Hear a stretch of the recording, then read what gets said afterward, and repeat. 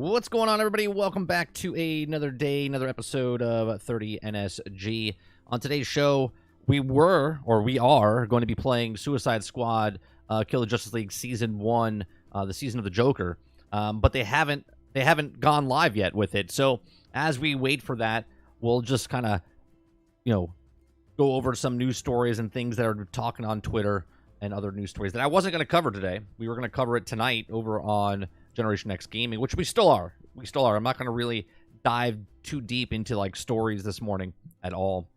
What's going on, chat? Let me see what is happening with my. Well, that's not good. Hold on one sec. What is happening? I have no control. There we go. What's going on, Eclipse? What's going on, Travis? What's going on, Lurker? DMX, Jason Wilson, Sarge. What's going on, Dolphin, Gaming Fire, Water Bear, Hemi. Good morning. Good morning. Did I say Gaming Fire? I did. All right, there it is. What's going on, Mo? Good morning.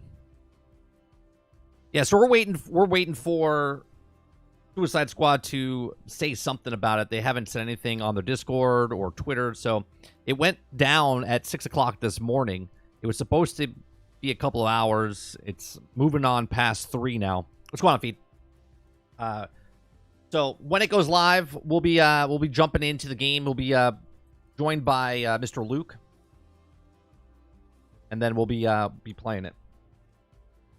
And we're not going to be buying the Joker. We're going to be playing the content and earning Joker. So which means I think we have to fight and play go up against Brainiac. So, and anybody else that would like to join our group, me and Mr. Luke will be talking on stream. Everybody else will not be.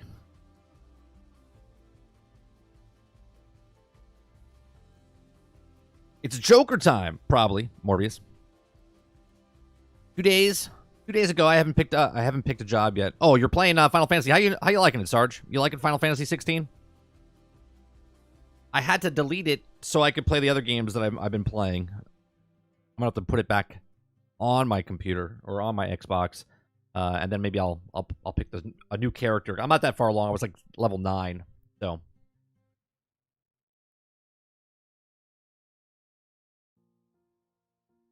You know what, Water? I don't know why people do that though. Why do people take off from work when they know every single time? I was debating to even do. I was like, I don't know if I should play it in the morning. It probably won't even work. Is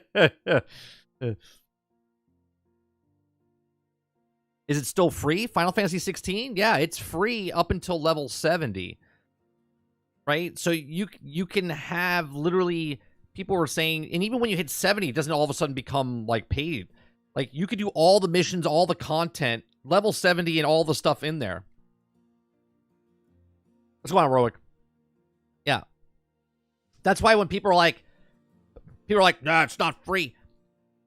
You understand that the people that it's free for are people that have never played the game. Meaning, if they're on Xbox, right? If they're on Xbox, they've never played Final Fantasy 16 because it hasn't been on there. I'm sorry, Final Fantasy 14, not 16. Right? Final Fantasy 14, okay? And they have plenty of content and then decide that if they still like it, then they can pay for the content afterwards.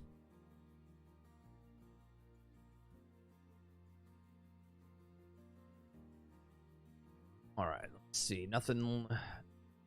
So, one of the stories that's happening is that Gearbox, okay, as you can tell, it's season 1 time, but it's not here yet.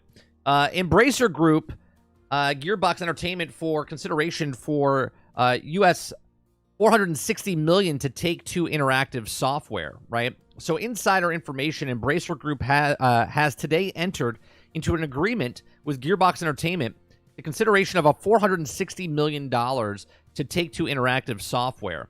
The process from the deal will, upon closing, significantly reduce the net debt obligations for Embracer retained selection companies, including Gearbox Publishing San Francisco, to be renamed with the publishing rights to Remnant franchise and the upcoming Hyper Light Breaker and also other notable unannounced game releases. Okay, so to purchase the price on cash and debt-free basis, assuming the normalized level of working capital amounts of US $460 million, and will be subjected to adjustments of customary purchases price mechanics. Okay, the consideration at closing will be paid 100% and newly issued Take-Two shares. The number of Take-Two shares will be also calculated by dividing the purchase price by the volume-weighted average closing price per share, okay, for the NASDAQ.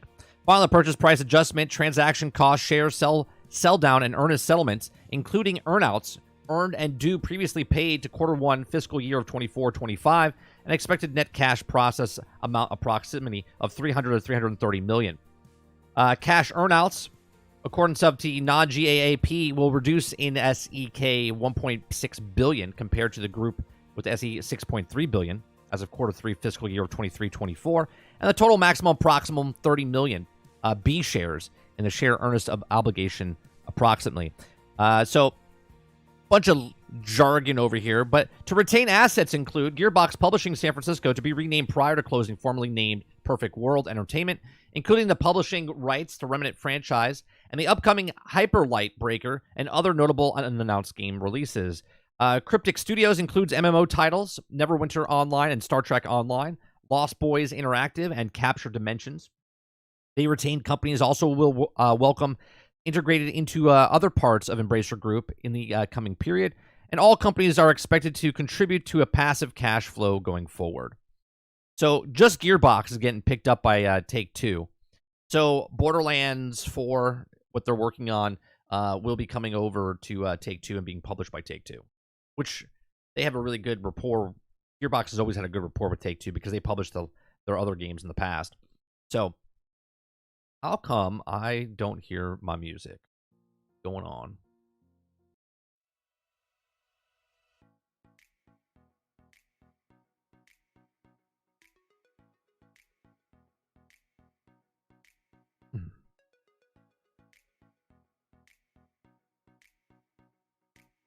Right. They bought them. I'm surprised that Take-Two bought them. Well, actually, I'm not surprised Take-Two bought them. I'm not surprised that Take-Two bought them. I thought other people might be in the realm. You know, Sony could have bought them, but at the same time, Sony and Microsoft just laid off a bunch of people, so it would look poor on the companies. They just laid off 1,900. They just laid off 900, and then all of a sudden they're like, "Oh yeah, we're picking up a new studio right now."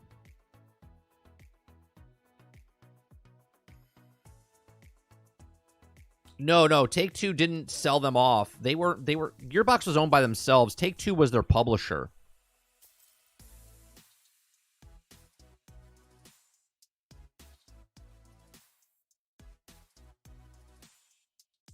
Yeah, they never owned them.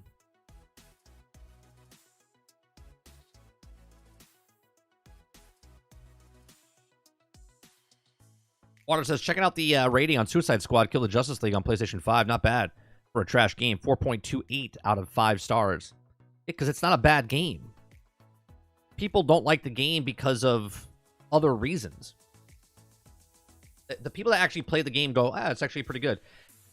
Now, remember the stat, Water, we were just talking. 50% of people don't even finish games, right? 50% of people don't even finish games.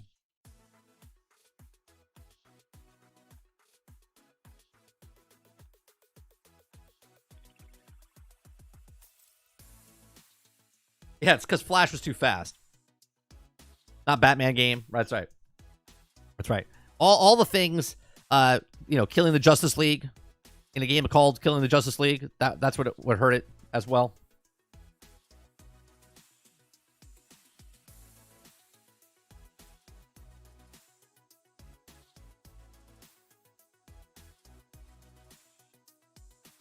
And I hope this season 1 drops within the next 30-40 minutes.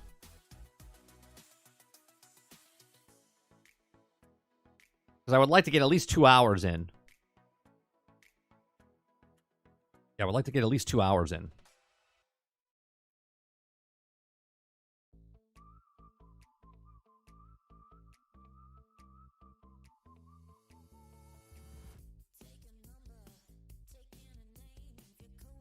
Every time I see a Kotaku article now, I don't click on it.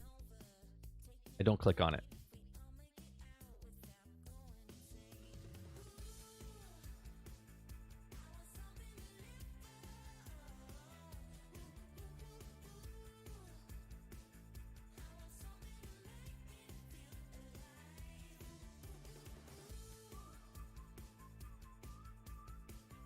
Oh, I saw. Okay, so we watched. I got to post mine up. I was nowhere near excited. I watched Lejeune's reaction to Marvel's Rivals yesterday. Man, I'm jealous. I'm jealous of someone being so excited, right? He's a young kid. He's in his 20s. I'm in my 45s. I'm jaded and skewed. Right? He watched that, man, and when Bruce Banner changed, Lejeune lost it, and I was just like, man, I miss being that excited about something. I'm glad people can find like real enjoyment out of stuff, man. I watched. He was out of his chair. He was ecstatic about it. I really like the art style of Rivals. I'm just sad it's Overwatch. Oh, you're good, Luke. It's not even up yet. It's not even up yet.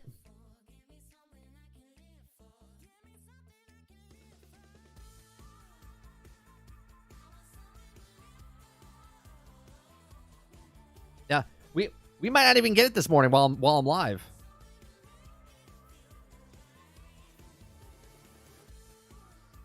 Go on, Thornwell.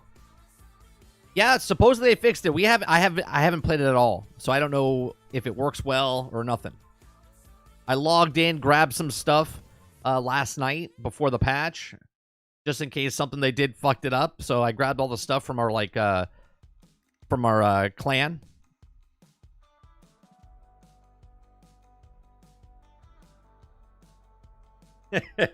Clip says, "Yeah, I'm being like that. I miss it." When his reaction, you know what? I'm gonna show his reaction. I'm gonna go to the channel and watch his reaction, right? And I know some people are gonna look at this and be like, "Oh, no one can be that." Like, I loved it. I loved it. Yo, what's going on YouTube? Right?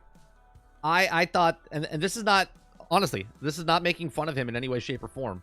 This is because I know Lejeune comes in here and watches, right?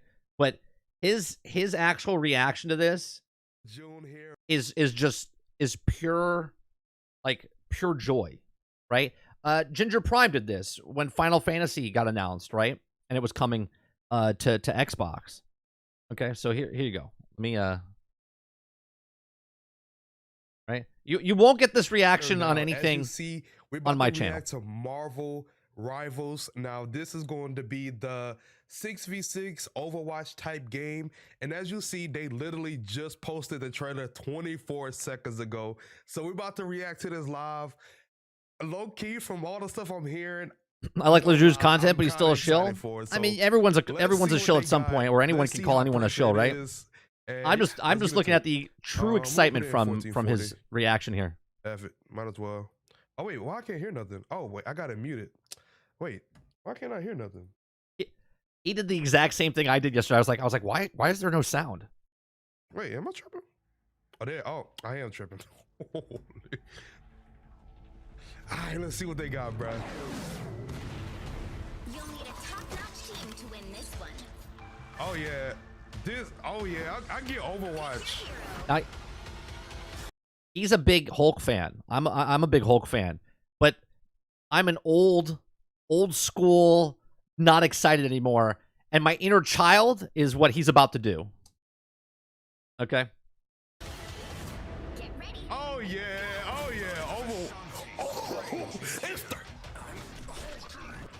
Oh my fucking god! They already started already. This is WW already. His excitement. That's how I feel when I was younger about something. Keep that. Keep that as long as you can. Already. W already. No. W already. It's a W already. It's a W already. I need to see that.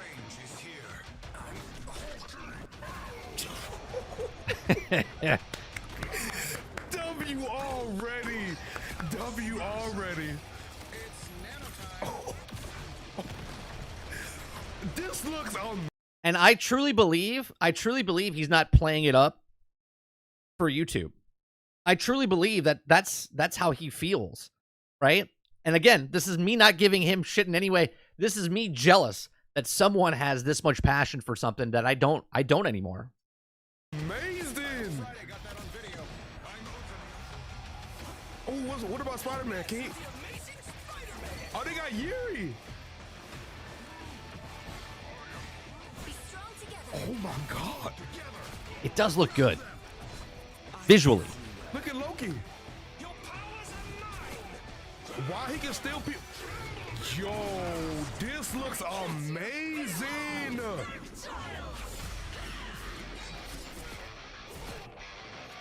Yeah, didn't he just like he just turned like 25 or 26, didn't he?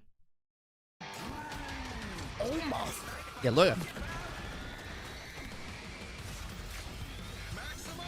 This is why they make trailers. This is why there's people that are just truly, they just love it, man. They love it. And I'm just not there anymore. I got burnt so many times. Or disappointed, I should say. His Hulk, though. Yeah. He's so excited about Hulk. Look at Hulk, dog. Yeah. Oh my God. Good to see. This looks amazing. Dude, please give me a release date. Please give me a release date. Please. Oh, look at Scarlet Witcher Stockholm. Yeah, so I wish I was still excited like that about stuff. I might for Transformers when they show something for Transformers officially, right?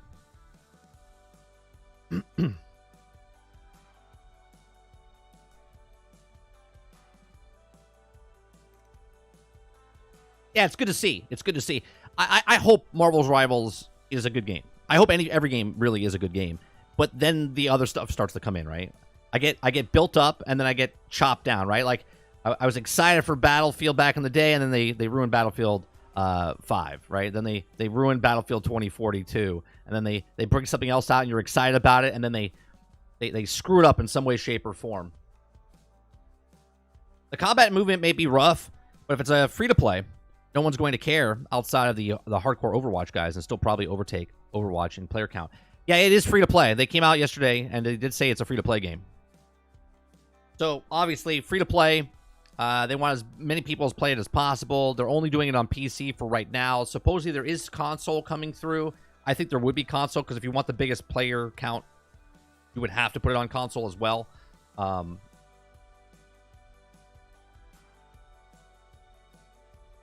Battlefield 5 is adding anti-cheat in April. Yeah, I saw that, Gaming Fire. What is that? 6 years? 6 years finally for people on PC?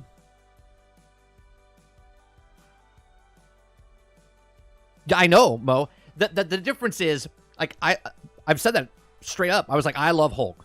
And when I was playing Hulk, okay, it brought a smile to my face, because when I was a kid, I didn't get to play games to see Hulk on the screen, right? We got this, like, shitty little thing, right? Bad pixelated stuff. This is why I tell the story when I went to go see Marvel's Avengers in theaters, and you finally saw Hulk. Yeah, there was other Hulk movies, okay, but they in Avengers they captured what Hulk was, right? I'm always angry, and then he just comes in and he punches the thing. I was like, oh, it's about time they showed what Hulk is, and then they shit on it, right? Then they shit on the character the entire time. So that's just another take me out from my legs, and I'm like, oh, and then Marvel's Avengers came out, and I was like, yeah. I was like, I get to play Hulk, and it was fun playing Hulk. I'm like, oh man, I wish you could jump farther and higher and whatnot, what Hulk's supposed to be. And then they kind of ruin it, right? Then Marvel's Future Revolution comes out, and they don't have Hulk in there. And then when they put Hulk in there, he's a side character that comes in for like 3 seconds, and I'm like, like you never get what Hulk is. Marvel Rivals comes out, and he fucking changes from Bruce Banner to Hulk, and you're like, yeah, man. And then you're like, oh, it's a PvP Overwatch thing. And I know partially all those problems of him not jumping far enough or doing enough things is partially on me, but at the same time, it's like, how do you have this character? You can make a live action cartoon, anything, and you just don't get it. They always do something wrong. It's like Marvel hates Hulk for some reason.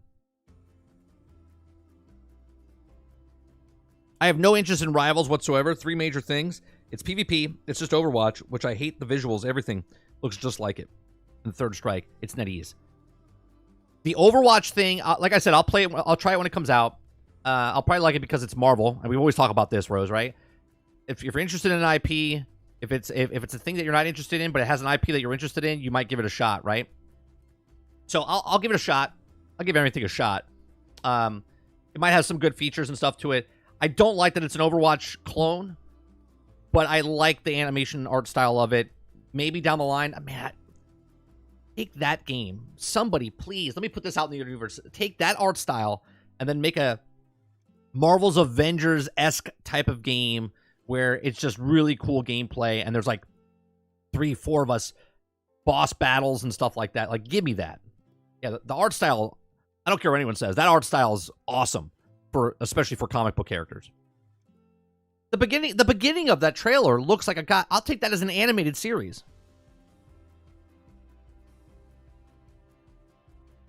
Yes, Hulk is back with Marvel, but at the same time, I don't expect them to do anything good with him.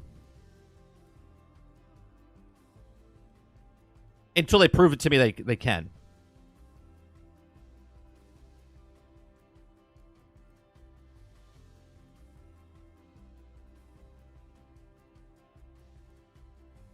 Did the dog eat Rocksteady's Suicide Squad? Yeah, we were gonna put it out there, but the dog ate our code, so it's gonna be a little hard to get it out on time.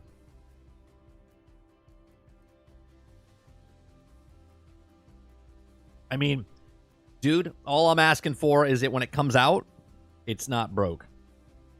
Hopefully the code that they're implementing right now to put into Suicide Squad doesn't break Suicide Squad.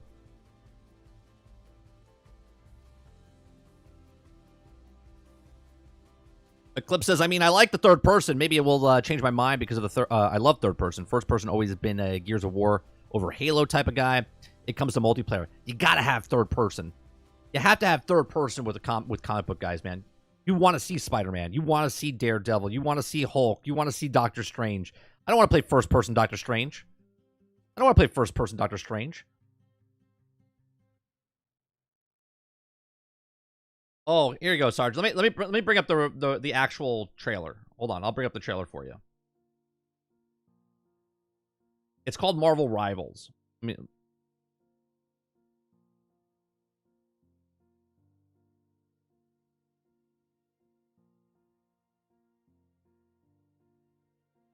It's got 1.6 million people that we'll just put it no audio, just we'll put it in the background. Got 1.6 million people watch this one right here. So there's some interest, right?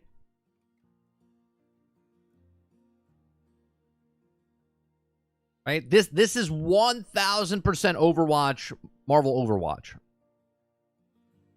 Okay?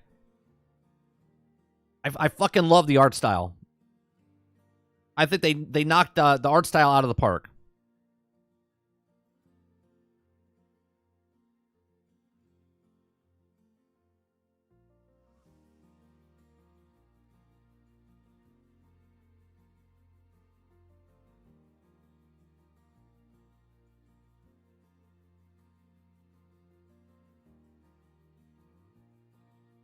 Yeah, transformation of him. Is this Overwatch? No, this is Marvel Rivals. This is the Overwatch clone, but with Marvels. Which I've talked about in the past, not specifically for this particular game, but I've talked in the past that, like, take a Helldivers, make it Bad Batch. Take a Halo, take a Gears, put Marvel character. You know what I'm saying? Like, take a game. Battlefield. We've talked about it. Battlefield, Battlefront, make a G.I. Joe, right? Take the characters and just make it. I don't care if it's a clone, right? If it works, it works.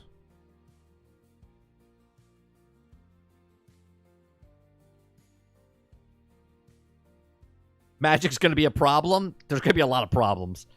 The nerfing and buffing in this game is going to be horrendous.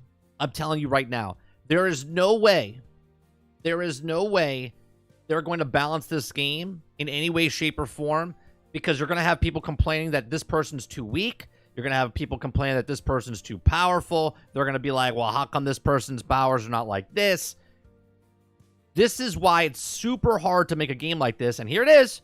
Here it is. Here's the cynicism of being an old gamer that knows the way the industry works, okay? Because it's going to be super freaking hard to balance this.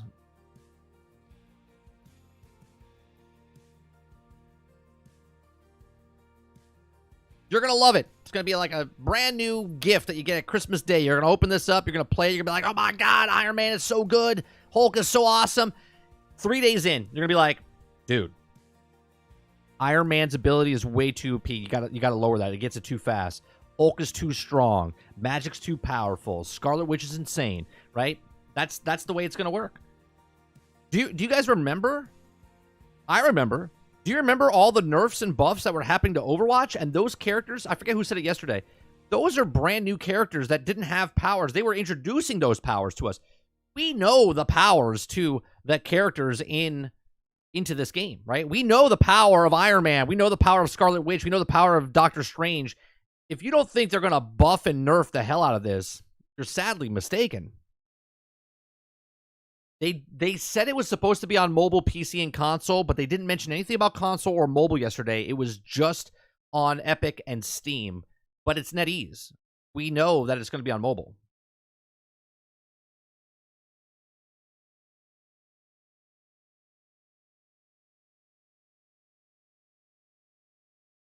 It will sway back and forth. Yeah, it's gonna be a rough time. Maybe NetEase can do it. I know. Who did the Marvel's Future Revolution? That was not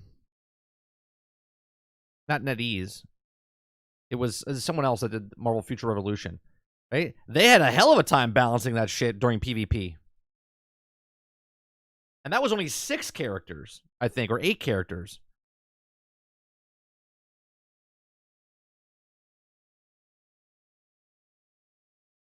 Are those the only characters? Right now, there is, I think, 14 characters is what they, everyone they show in this trailer, and a couple that they didn't.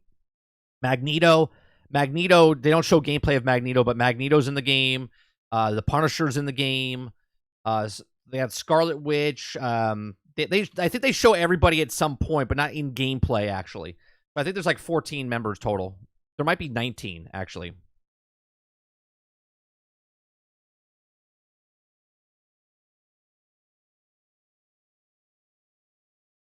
They better not have any Sarge. You have to have our OP characters because of the meta. Yep. I mean, just imagine, right? Just imagine that the portals that you can open up with Doctor Strange, having him on your team. You're gonna be like, dude, we can't kill this person because he's opening portals. It's all about timing, right? We all played Overwatch, right? Most of us played Overwatch, right? I would devastate with Diva. Okay, you would take Diva and you would murder people. I was really good at Diva. Okay, and then you launch your mech inside there and blow up the entire team, wipe out the entire team, right? You got a good I forget the guy's name now. Ryan was it Reinhardt? The guy with the big shield and the hammer, right? Right? You ever Tiborn, where you have the turrets down? You guys were unstoppable when the game first came out, and they had to nerf the turrets, they had to nerf his shield, they had to nerf, right? The mech was too powerful, they had to weaken the thing, and these are characters that they were brand new.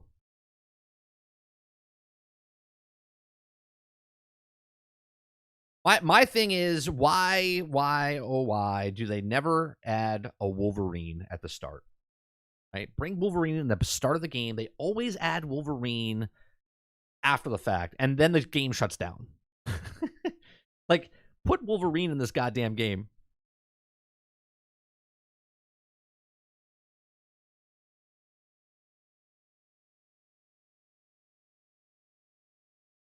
NetEase has made a couple of games. Let's see here. Let's see. All games that NetEase has made. We got Knives Out. You got Life After. You got Identity 5. You got Blood Strike. You got Harry Potter Magic Awakened. You got Day by Daylight. This is mobile. Lord of the Rings. That's a mobile game. Narkia. Let's see here. You got Ace Racer. You got Infinite... How do you say that? Infinite Lagrange. Got Lost Light, Never After. You got Marvel's Super War. Okay. Got Eve Echoes. They've done a lot of stuff, man.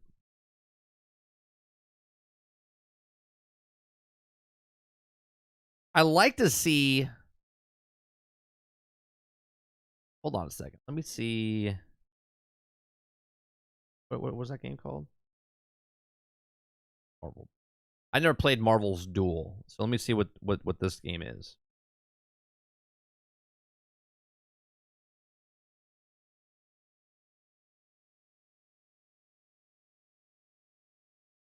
It's a mobile game.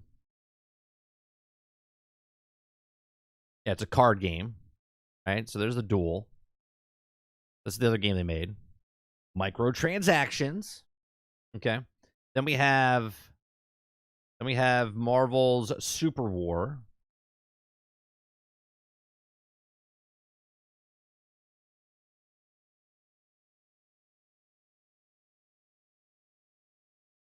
Is this one of those games like the Galactic Heroes and stuff like that?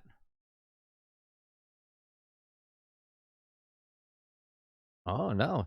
This is what is this? Oh, this is a MOBA game. It's like a Heroes mobile game. Never played this either. Never even seen this.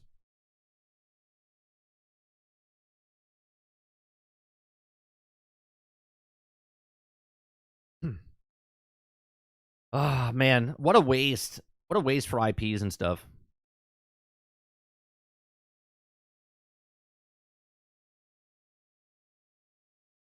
What a waste for some of these Marvel IPs. They're like, hey, you know what we should do? We should take the Marvel franchise and we should make it like Farmville. Use Marvel characters and make it like a Farmville. It's like, what? Who would play that? Oh, there's billions of players out there. You don't understand. They would love.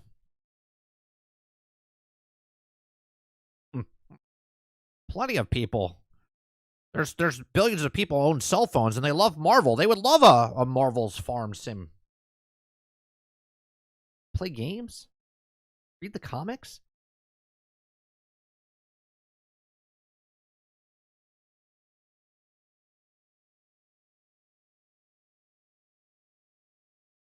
What's happening? Speaking of what's happening, Rocksteady, where is this? I mean, technically, you did say it comes out the 28th, so they have all day to drop it. We're not gonna play it this morning. I can just feel it. I can feel it. It's not happening. I was just gonna say that, Super Dave. Marvel's Power Wash. You guys like Marvel? You guys like Marvel? Well, you get to clean Iron Man's suit.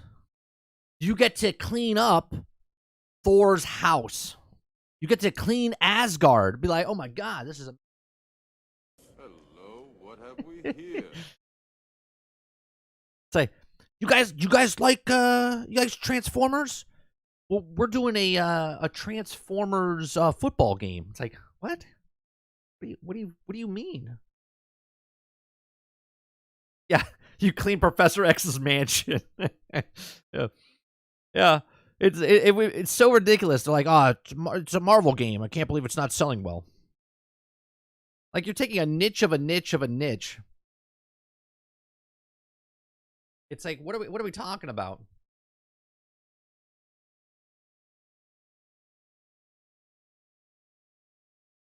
Not so.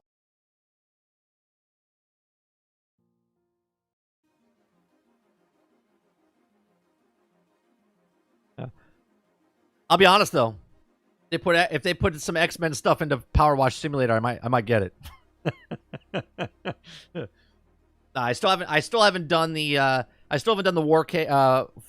is it? Warhammer. I still haven't done Warhammer. I haven't done the SpongeBob. I haven't picked up any of those.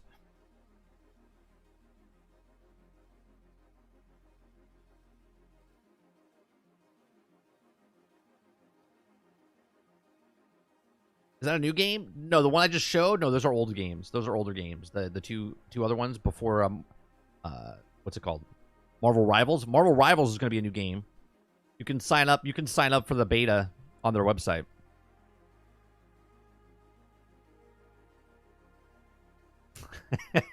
Dude says, I'm still waiting for Team Ninja to put out a Marvel Beach volleyball tournament game. Oh, that would be great. Hell, actually, here, you know what? You know what would be a good game for Marvel? Are you ready for this? It would be a fun... Think about the art style that we just saw with Marvel's Rivals, okay? But you make it into a dodgeball game, okay? Dodgeball with the powers of Hulk, right? So, like, Bruce Banner's on the thing. He's doing dodgeball, but then his power-up, he goes into Hulk and then throws it at you. And it literally just splits open a guy. Like, think of like Mortal Kombat with Marvel, but with dodgeball. That's a seller right there, right? You go completely like crazy, right? Yeah, that would be interesting. Like you throw the ball at Wolverine, and all of a sudden he puts his claws up and it slices the ball, and that's it. That he wins because he didn't catch it. He just destroys the ball. There's one less dodgeball in the game. Yeah.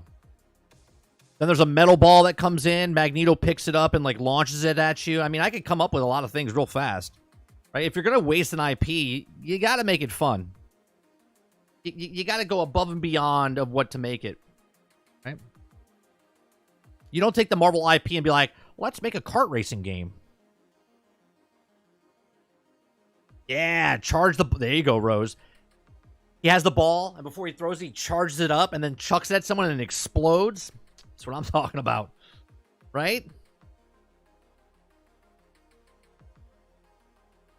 You got to get creative.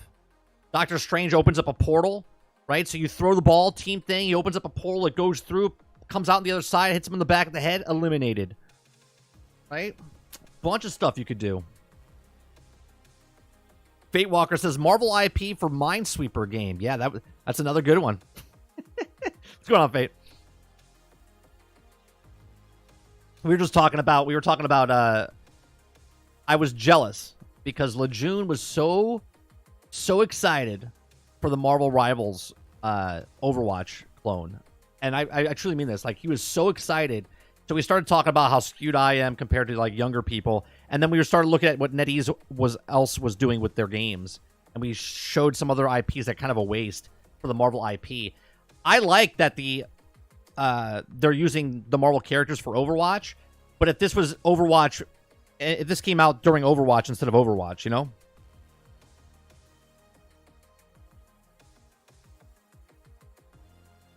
Marvel's cooking simulator.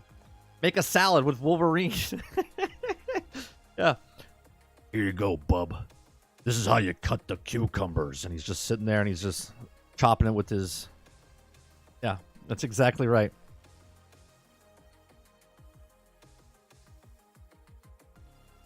One of my most highly anticipated games of the year. What game is that, Fate? What game is it? What game are they doing for you? The problem with... My problem with NetEase is when you hear NetEase, did they do Once Human? I just looked them up. Once Human wasn't on their site.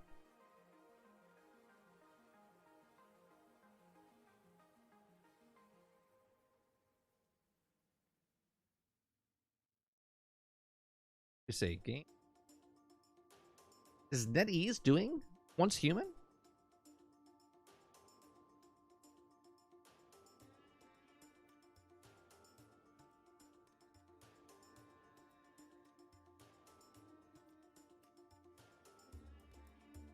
I don't see that.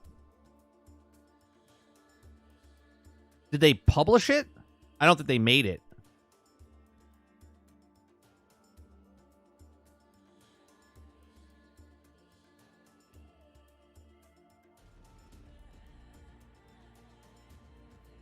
Let's see.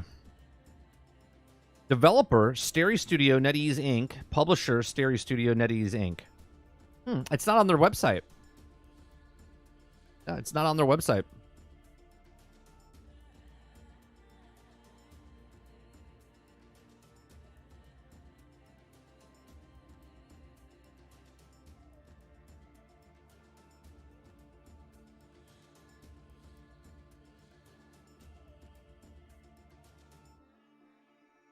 Interesting.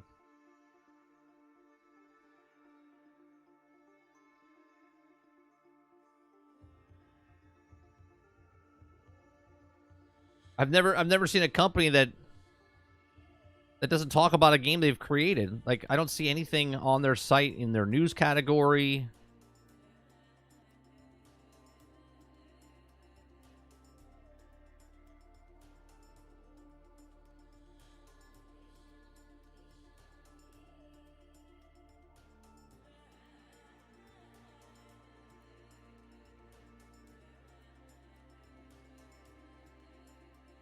Yeah, it's maybe they just funded it. I mean, on the internet it says developer is Starry Studio and NetEase Inc. and publisher Starry Studio and NetEase Inc. So maybe they're just investors into it.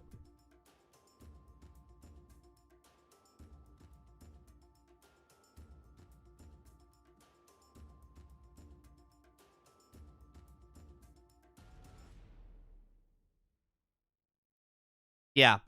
So on Steam, it just says developer Starry Studios and publisher Starry Studios.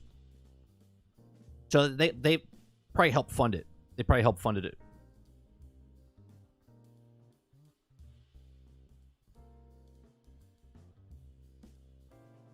Stellar Blade demo comes out tomorrow. Oh, nice. That looks actually pretty damn good. We're waiting on the patch to go through for Suicide Squads. For those of you that are here, oh, I think they did it. Let's see. No.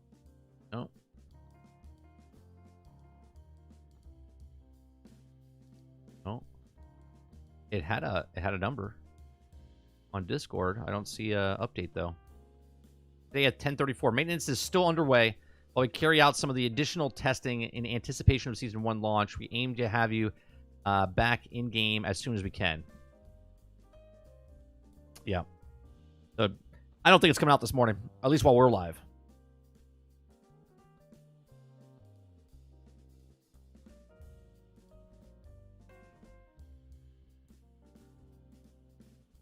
They literally just posted in their Discord. What I just read, it was at 10:34, so 8 minutes ago, 9 minutes ago.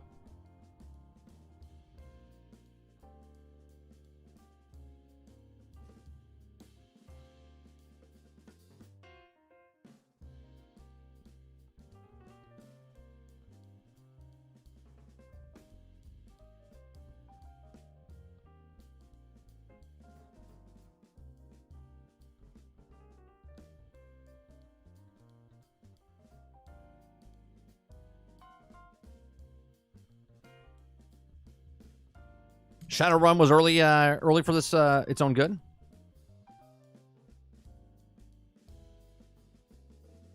Yeah, we don't give the time of day to those people. Water.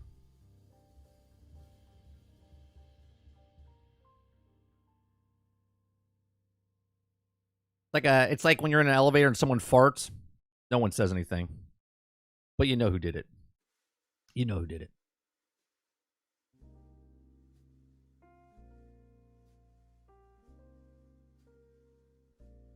Yeah, you're like, oh, stay away from that person.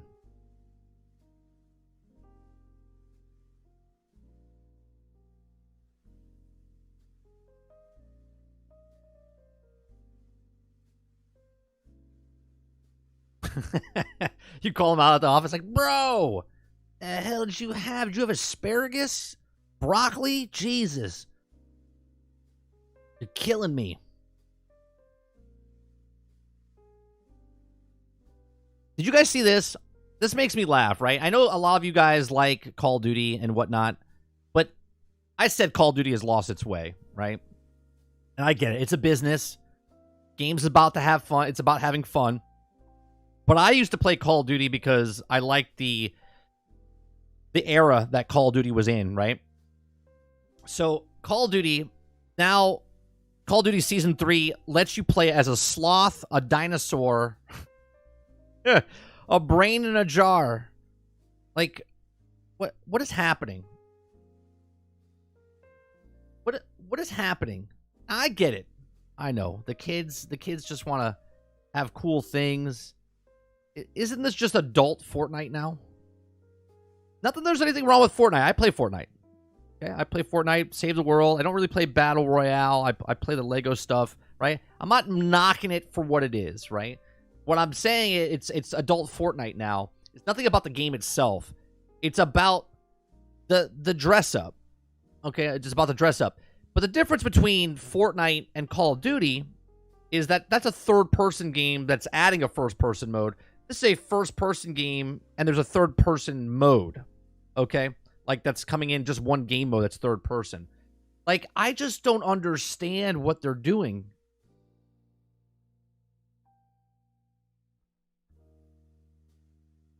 The sloth skin's probably going to be OP with the camouflage. Like, I just don't get it. Okay, it says if you play Call of Duty once Season 3 has dropped, you'll be able to buy operator packs that let you play as a stoned sloth. A dinosaur named Codosaurus, some kind of brain in a jar, and Cheetah the Cheech and Chong for some reason. Wait a minute.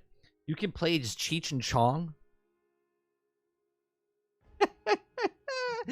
You can play as Cheech and Chong?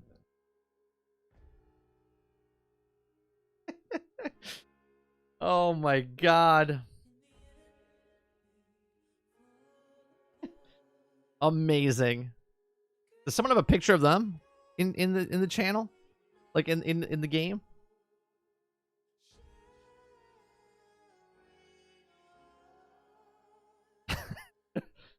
I just don't understand. And people buy it. That's why they do it. People buy it. They're like, yeah, dude, I'm Cheech and Chong.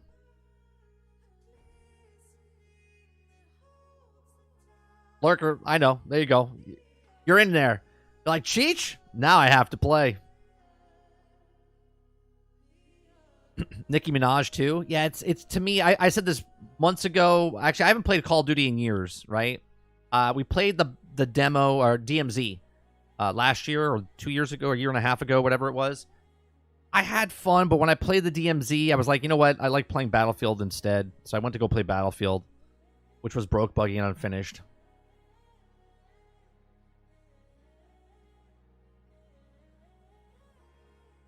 Call of Duty is supposed to be about the high-end special force of the military. Nope, you turned it into a mockery of heroes. That? I think you just named a game. I think you just named the game, Sarge. That would be a great game. Mockery of Heroes. Be fantastic.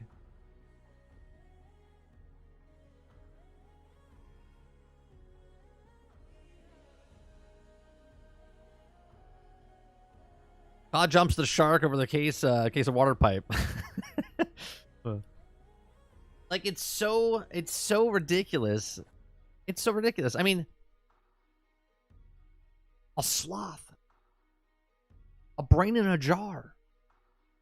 And the worst part about this is you can't see your character unless you're in a menu system. So you're buying it for other people to see it. So then they can say, I want that. So I can also not see it. If anything, you should be paying for skins for other people so your enjoyment, right? Maybe that's what they should do, right? Maybe I should be able, instead of buying a skin for myself in a first-person game, I can buy a skin that I choose, that on my screen I see everybody as sloths. Or I see everyone as whoever, right? It takes the things that I buy from my pile and then just implements them on people, right?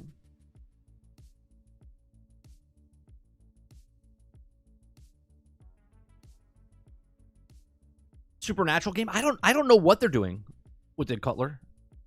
And I get it from a gamer's perspective, right? I get it from a gamer perspective, but don't you feel like this should be just a separate game? Like Call of Duty was this military op type of thing when it first came out, and now you're fighting sloths and dinosaurs and Cheech and Chong with Nicki Minaj.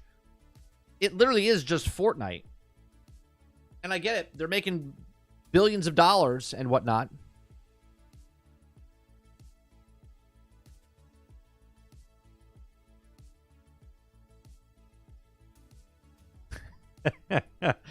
Cliff says, yeah, so you can get teabagged by Chong. Doesn't want that. I mean, that's a bucket list.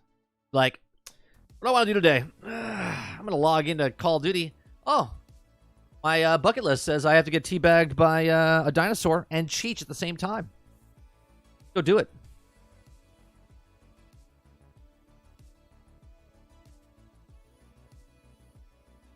Finally jumped into Battlefield 2042 for the first time last weekend. It's a fun game, Fate, and I have no problem with the game being fun now, but it's 24 months after the game came out, and it was broken, buggy when it launched, and that's what pissed me off about the game. Like, I played it when it came to Game Pass, and I enjoyed it, right? I have fun with the game. Glad you got to pick it up for $9 on Steam. They finally have an anti-cheat coming next month for Battlefield 5, so maybe in 2042 they'll fix that as well, because I know there's a lot of cheaters in Battlefield 2042 on PC as well. Yeah, I have no problem with games, right? Games are fun, but it's not fun when the game comes out and it's not operating the way it should be when it launches and you pay there was people that paid $125 to $150 to play 2042 when it launched, and they had to wait 18 to 20 months to get it fixed. That's what I'm mad about. The industry standard like that.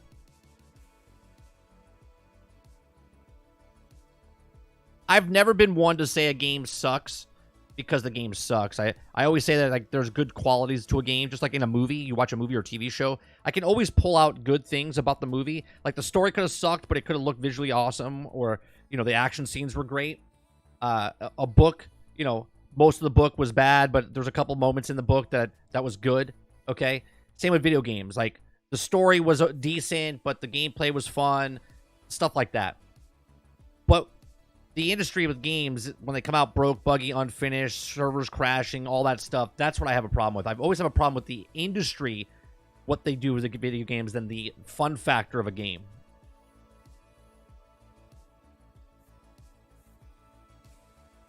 Suicide Squad, great season one day. I really wanted to play this. I mean, they said it's coming out today. They have until today to put it out, right? I mean, it sucks that we have to wait, but it is what it is. Braun says, I'm just waiting for COD to add big bugs to extract mode. Yeah, I'm just waiting for this game to become another game. It's just sad that Call of Duty was the pinnacle of first-person shooters, and now it's just a cash grab. It's nonsense. Definitely fun. Glad I waited for them to iron things out. Wish the weapon grind was better, but the industry standard. They actually changed the weapon grind from when it launched originally to what it is now. They're going to say Season 1 release needs to be a joke because the shit Joker is coming out. At the point of COD, Apex, Battlefield, PUBG, Fortnite will end up adding mode with giant bugs and extraction. Perhaps. You better believe. If you like Helldivers, get ready. You're going to have a lot of Helldivers coming out within the next 2 years. Someone right now. I mean, hell, they've already implemented like a Helldivers-esque type of thing inside of Fortnite. Right? It's community made. But they just, it's not as good, obviously. But at the same time, everyone's going to try to copy that business model.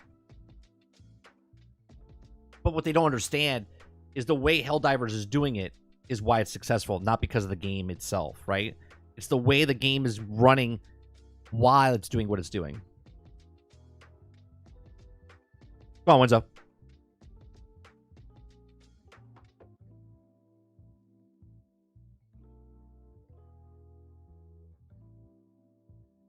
I wish for games like that, including battle bits, all weapons were unlocked, and you could also could farm what you enjoy. It took me like 5 hours to find the LMG. That felt good. Mr. Luke said they tweeted out they're testing more, so they'll be back up ASAP. Right. ASAP.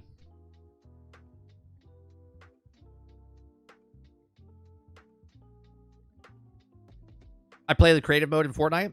It was fun, though. Yeah.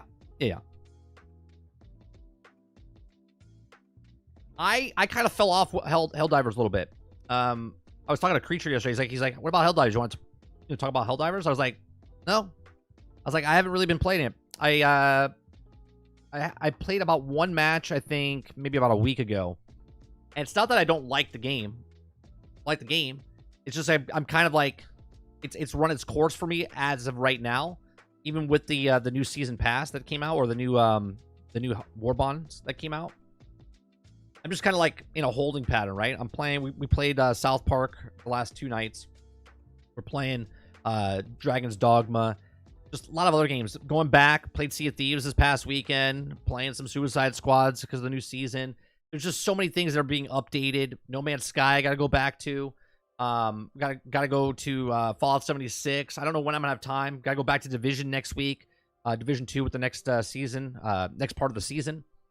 So I'm just like, Helldivers is still fun to me, but it's just not holding my attention anymore.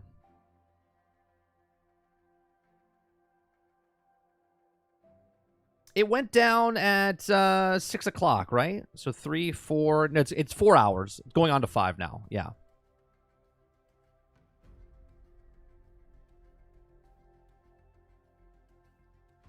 Damn it, 30. You're the reason for Joel is giving us orders to kill the bots. Is that the new major order? You gotta go over and kill the bots now? How's the single player? Any good? I passed on it. For what game? Super Dave? What game are you talking about?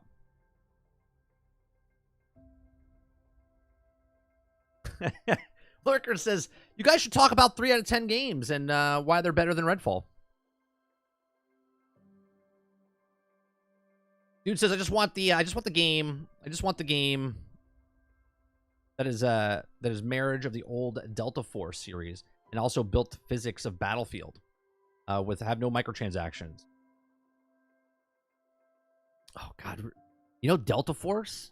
A great movie. Chuck Norris.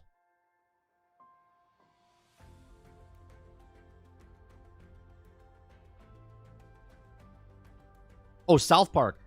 I've been playing solo the entire time. It's fun. It's not the greatest South Park game that came out, right? I think Stick of Truth is probably my favorite. Butthole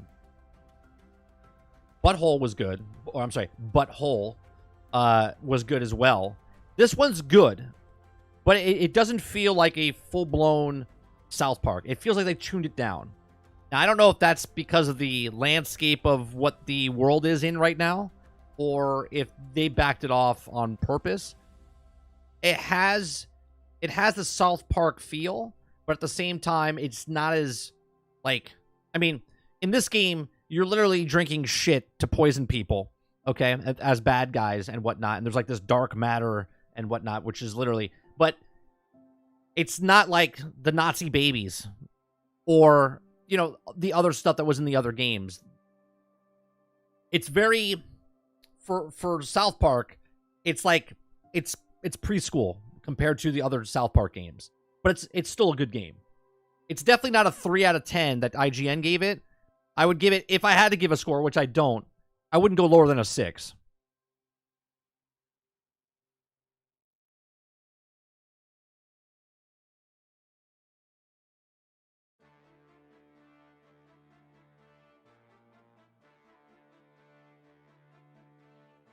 I mean, it's a $30 game, $50 if you pick up the season pass or whatnot. There's replayability in it. So if you either fail the mission or you play it again the second time, there's different missions. The boxes appear differently. There's random cards alternated each time you play. So it's almost like a roguelike as you play through. So you can pick a chapter, play through the chapter. You win. But if you fail, if you go back in that same chapter, different card rolls, different things can happen, different boards in random order. So that's good replayability there as well.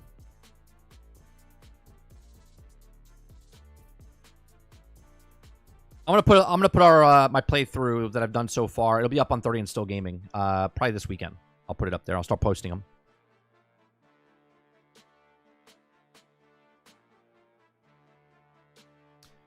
So is the savior of Suicide Squad or Dead in the Water? We don't know yet, Kylo. It's they're still in maintenance mode. They hasn't released yet.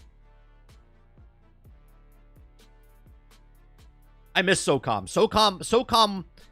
Man, when SOCOM first came out, we talk about this every once in a while, right? When SOCOM first came out, man, that was the first time, like, people don't even understand, right, about internet now compared to what it was back in the day.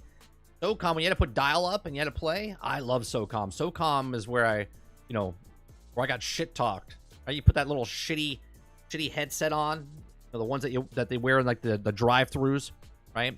The little wire bent one, and you got the little microphone, and you're like talking to people. And I think that's where I was older, but man, the shit talking that used to happen in the lobbies there.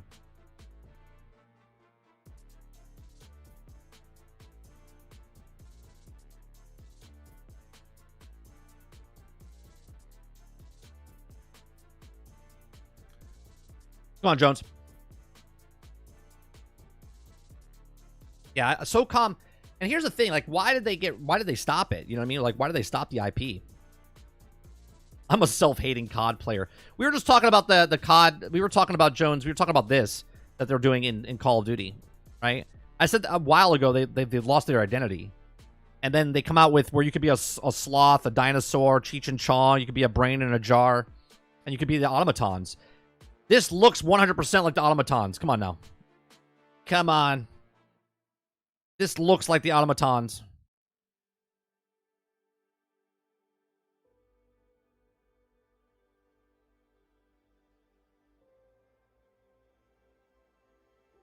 You know what they're doing. They're like, you don't want to play Helldivers? You can come over here and pay to look like one of the guys from Helldivers.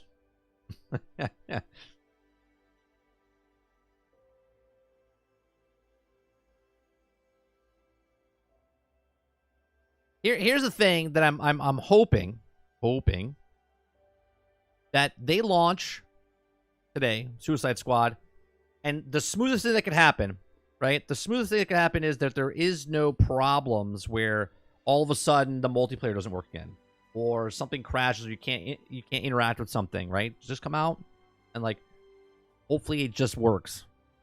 When does season 1 go live? When they text it out to us. We don't know the exact time when it goes live. Sometime today.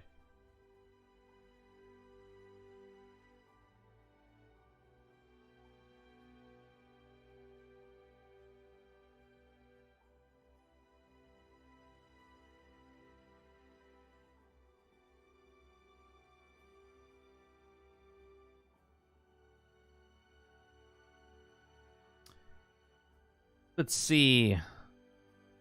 What else we got here?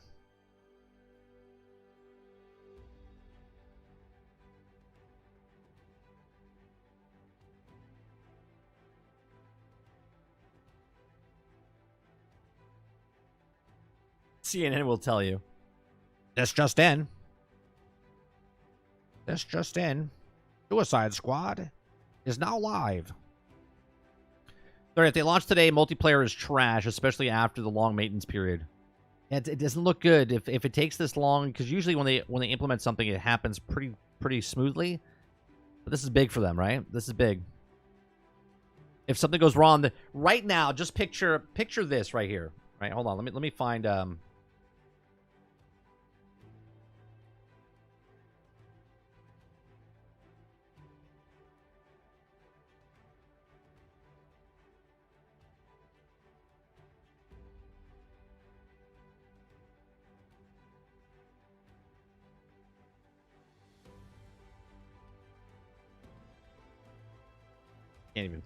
Can't even see it.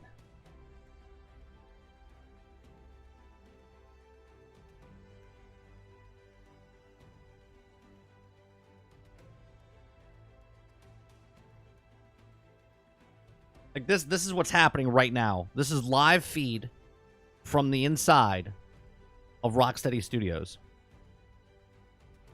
This is what's happening right now. This is live feed from Rocksteady Studios. They're like, oh my god, gonna work.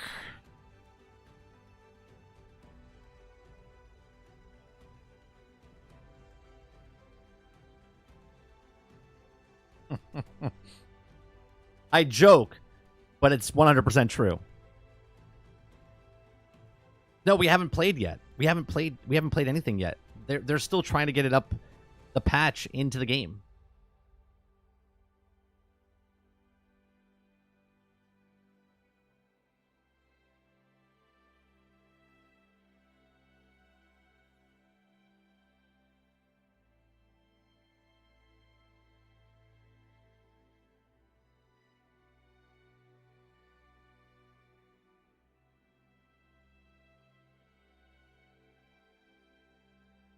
And then this is the community manager once he has to give the okay. Are you ready? This is the community manager once they're like, all right, go ahead and send it out. When was it supposed to go live? It's supposed to go live this morning. They're not late. They said the update's today, so they have today.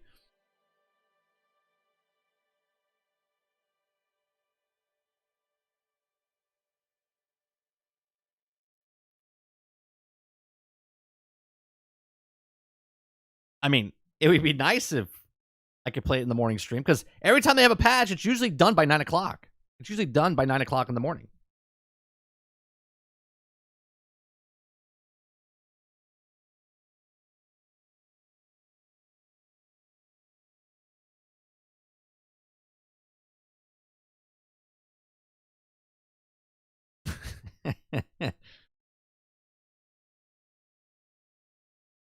Yeah, they never gave a time, so technically you're right. Yeah, I'm not mad. I'm not mad that it's not out yet. I just assumed because all the other patches and stuff that they had was usually done in the mornings, right? Right, today ends at 3 a.m. Eastern. That's right. Got plenty of time. It's a good thing I don't plan anything. It's a good thing I don't plan anything. I could just whimsically go, just make it stretch out.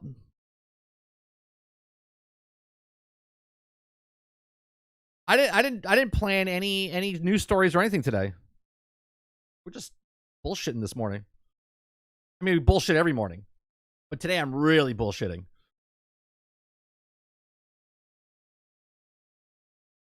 I mean, technically they said season 1 comes out in March. So if it goes bad today, they have tomorrow. They have Saturday and they have Sunday.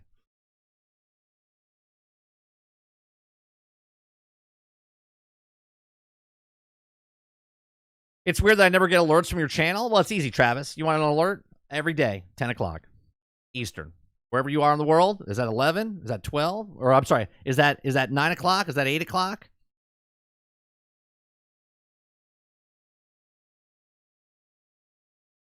That's your notification.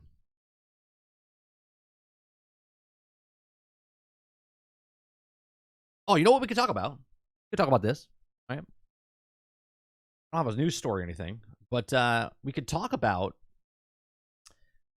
because there's rumors going on that Steam, okay, we talked about yesterday, about Steam coming to Xbox, right? And I think a lot of people are going like super far, right? They're saying, well, if everything on Steam is on Xbox, then technically PlayStation's on Xbox. And I don't know if it means that, right? I don't know if it means that where people want it to believe that it's that, but I don't think that's the way it's gonna work. Okay. I don't think it's gonna work that way, because there's a lot of stuff that, one, wouldn't work for console right off the bat. Yes, it's made on a PC, but it's ported to Xbox. But if it's on PC, if they put it on there's a lot of stuff that can go on. I personally think that the Steam, okay, again, this is just my opinion, okay, my thought process. I think a lot of the stuff that's going to be working is that Microsoft is going to do a deal with Steam. They're going to put Steam on Xbox, and then they're going to want Xbox so you can play games on the Steam Deck, right? Like natively. I think you can, though, right? Through the browser or whatnot. So like it's like a trade-off type of thing, right? That way Xbox doesn't have to make a handheld, okay? And at the same time, if you can't afford a PC, then you would just buy the dongle when they come out with it, play it off the cloud, and it would all be through, if you want to play Steam, it would have to go through Game Pass, right? It would have to be a chunk of Game Pass, and then it would be Game Pass and then the sales of something. Like, you would have to be an Ultimate member maybe to access the Steam. So if you bought the things on Steam, then you could play it on your Xbox. You see what I'm saying? I don't think it should be just as simple as boot up Steam on your Xbox and then all of a sudden now you... It's gotta be beneficial for both parties.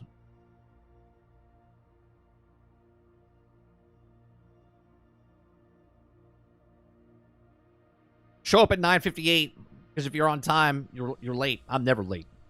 I'm never late. I'm always on time. Always early.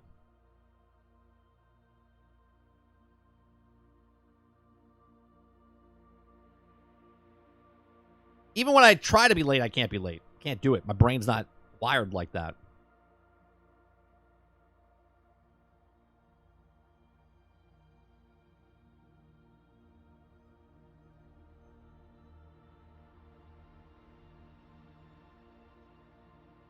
Yeah, it's 9 a.m. Well, now it should be 10 for you, unless you're in Mountain Time. But aren't you in Texas?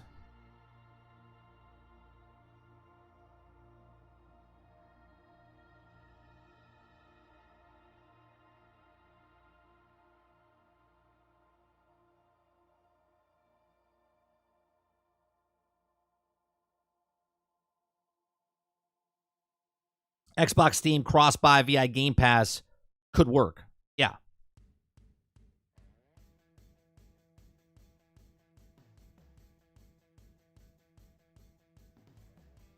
I think a lot of people are looking at this as if Xbox does what they do, Xbox is done.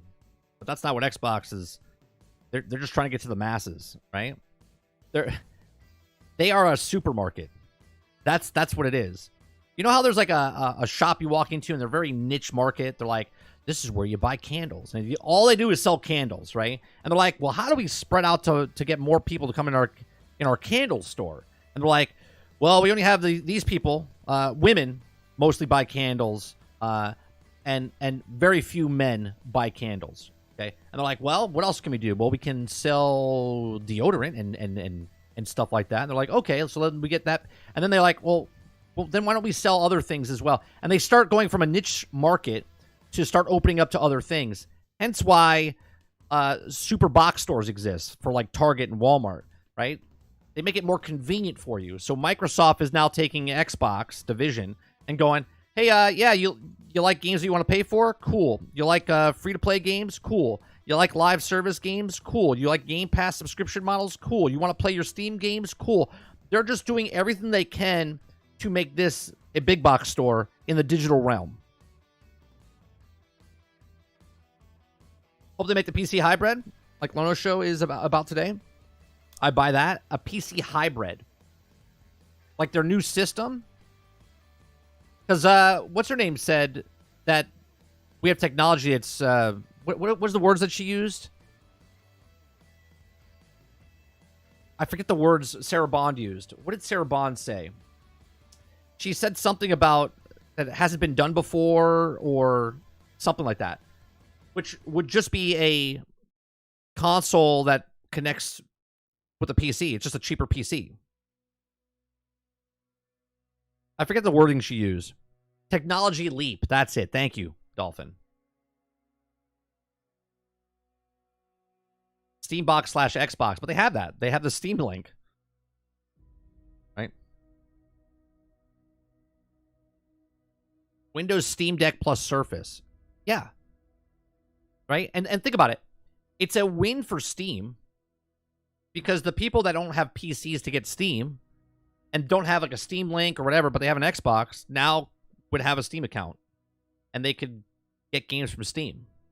Which means they would buy more games from Steam. Steam is not really a competitor because they don't make hardware. They just make the software. So Steam would benefit because they're like, oh yeah, sure, why not? I'll take more money, please. Right, you want a percentage? Sure, we'll take a percentage.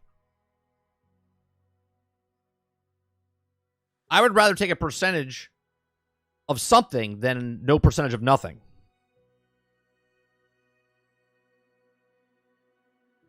It's a PC with an Xbox emulator. Yeah, whatever they're going to choose, Jones, right? See, there's two different versions of like what people look at. As a gamer, we're looking at this going, oh, it's over for Xbox. But as the business, Xbox is looking at this and going, oh, this is a win for us, because they'll start to... What's the way... Let me put an example this way, right? How many of you have children that if you ever watch live TV with them, they think you could fast forward? They think you could do like pause it and stuff like that, right? They're like confused. They're like, what is this commercial stuff, right?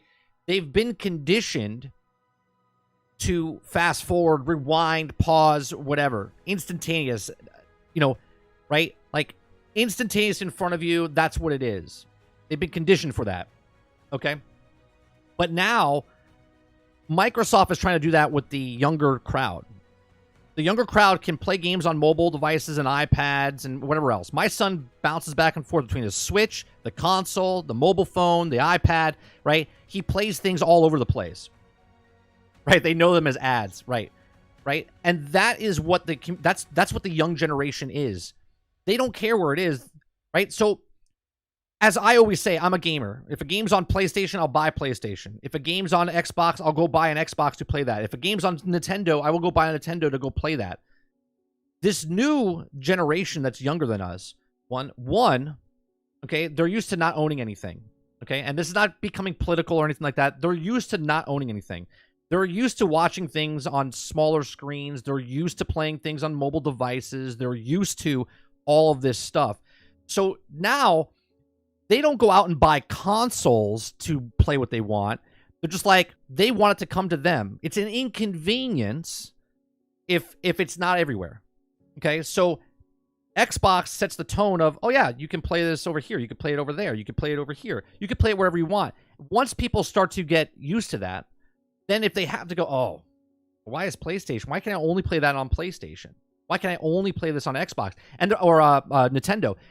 There's still that market. Okay, but people are starting to adapt to it, to be like, oh yeah, I'll play it over there.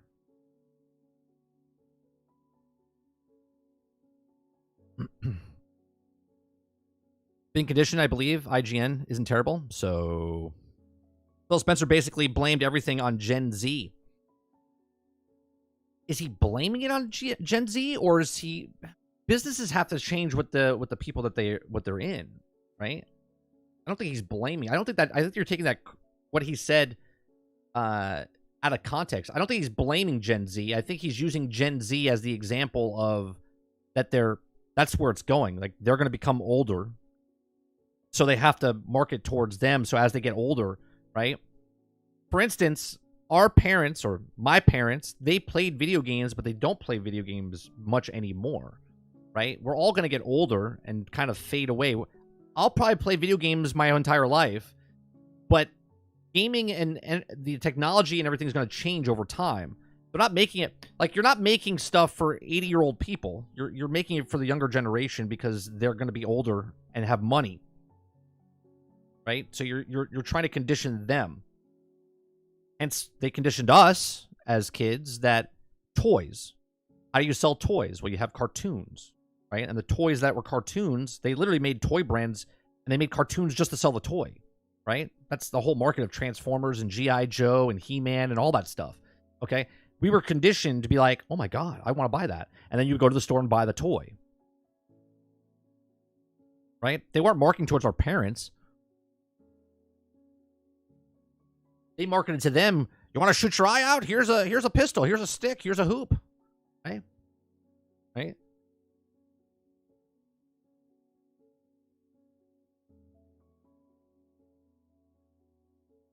They should be able to turn a Series X into a PC if they just updated the OS. No?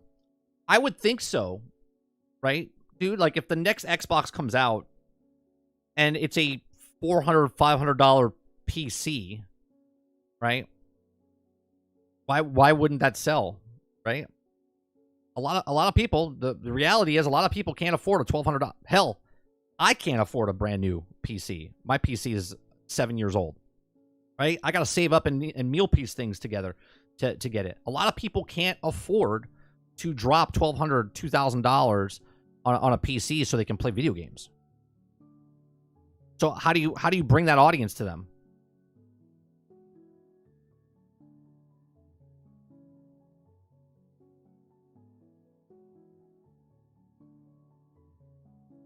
The cell phone has also become an extension of your brain. Fine gaming industry. I dabble in mobile gaming development, cloud-based level as well. That's a good point though, Water. Like, when your son has a question or daughter has a question, do you guys have anybody that doesn't ask you, or they say, look it up? Can you look this up for me? You ask Siri, or they just ask Siri themselves, right? Or they ask Alexa, right? Like, that's what they do. That's conditioned now, right? Before we had internet, you had to go to the encyclopedia or dictionary or something to look it up. Now, you just Google it. Well, they don't even use Google anymore. That's too much of an inconvenience. I gotta pick up a phone and type it in. Now I just ask.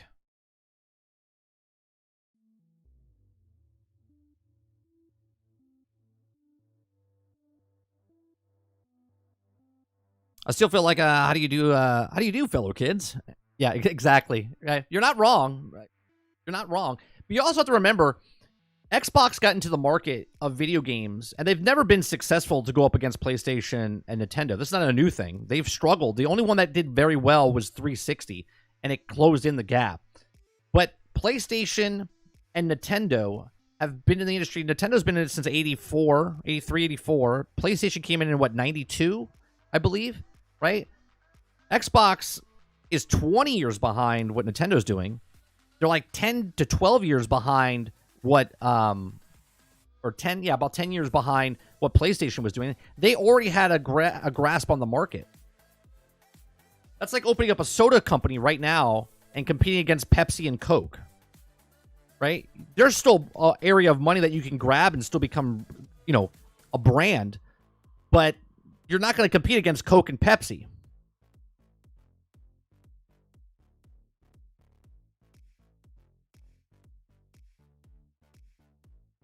Wait until we have brains installed on our brains installed in our brains. Did you see the guy that's playing Mario Kart with the Neuralink? He's not using a controller, controlling the game from his brain. He's Professor Xavier right now. He's literally in a wheelchair, okay, and he's controlling video games with his mind.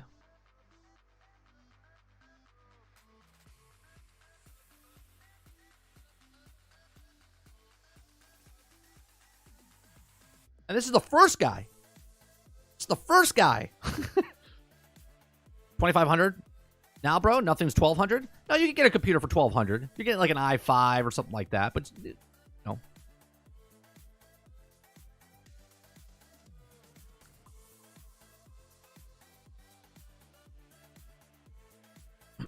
If you guys are coming in my channel for the first time, my name is 30 and Still Gaming, or Mike.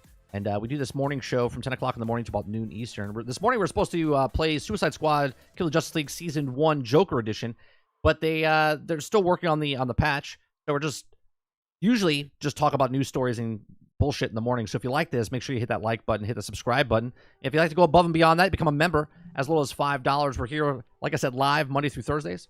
We do uploads, we do gameplay, we do podcasts, and we do live shows. We also have another show, Nerding with 30, and then we also have another channel called 30 and Still Gaming.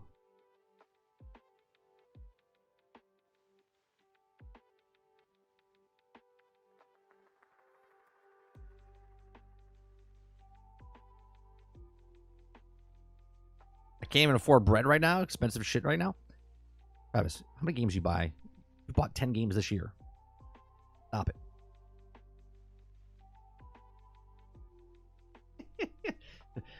Elon Musk will be a trillionaire after the Neuralink shit. It's gonna be very interesting to see what happens with the Neuralink. Let me see. Let me see if I can find the guy playing games with his brain.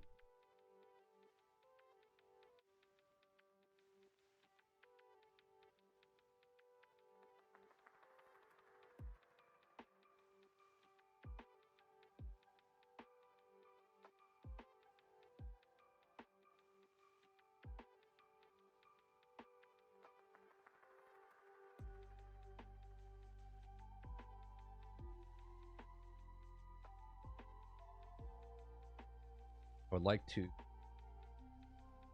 Neuralink on the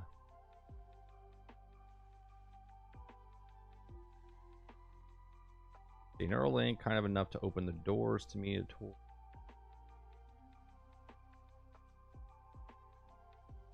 World, how's it going out there?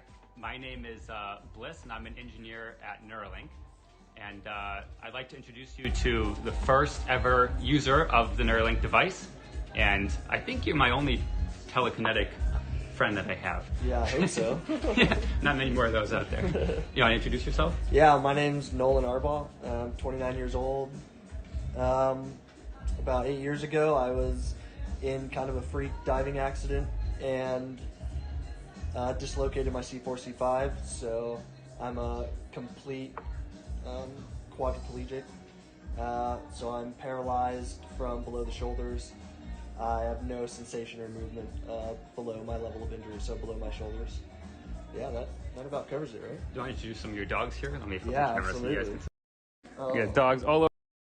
That what they're doing to this man, right? And I mean this, like, the technology is amazing. This dude can't do anything from the shoulders down, right?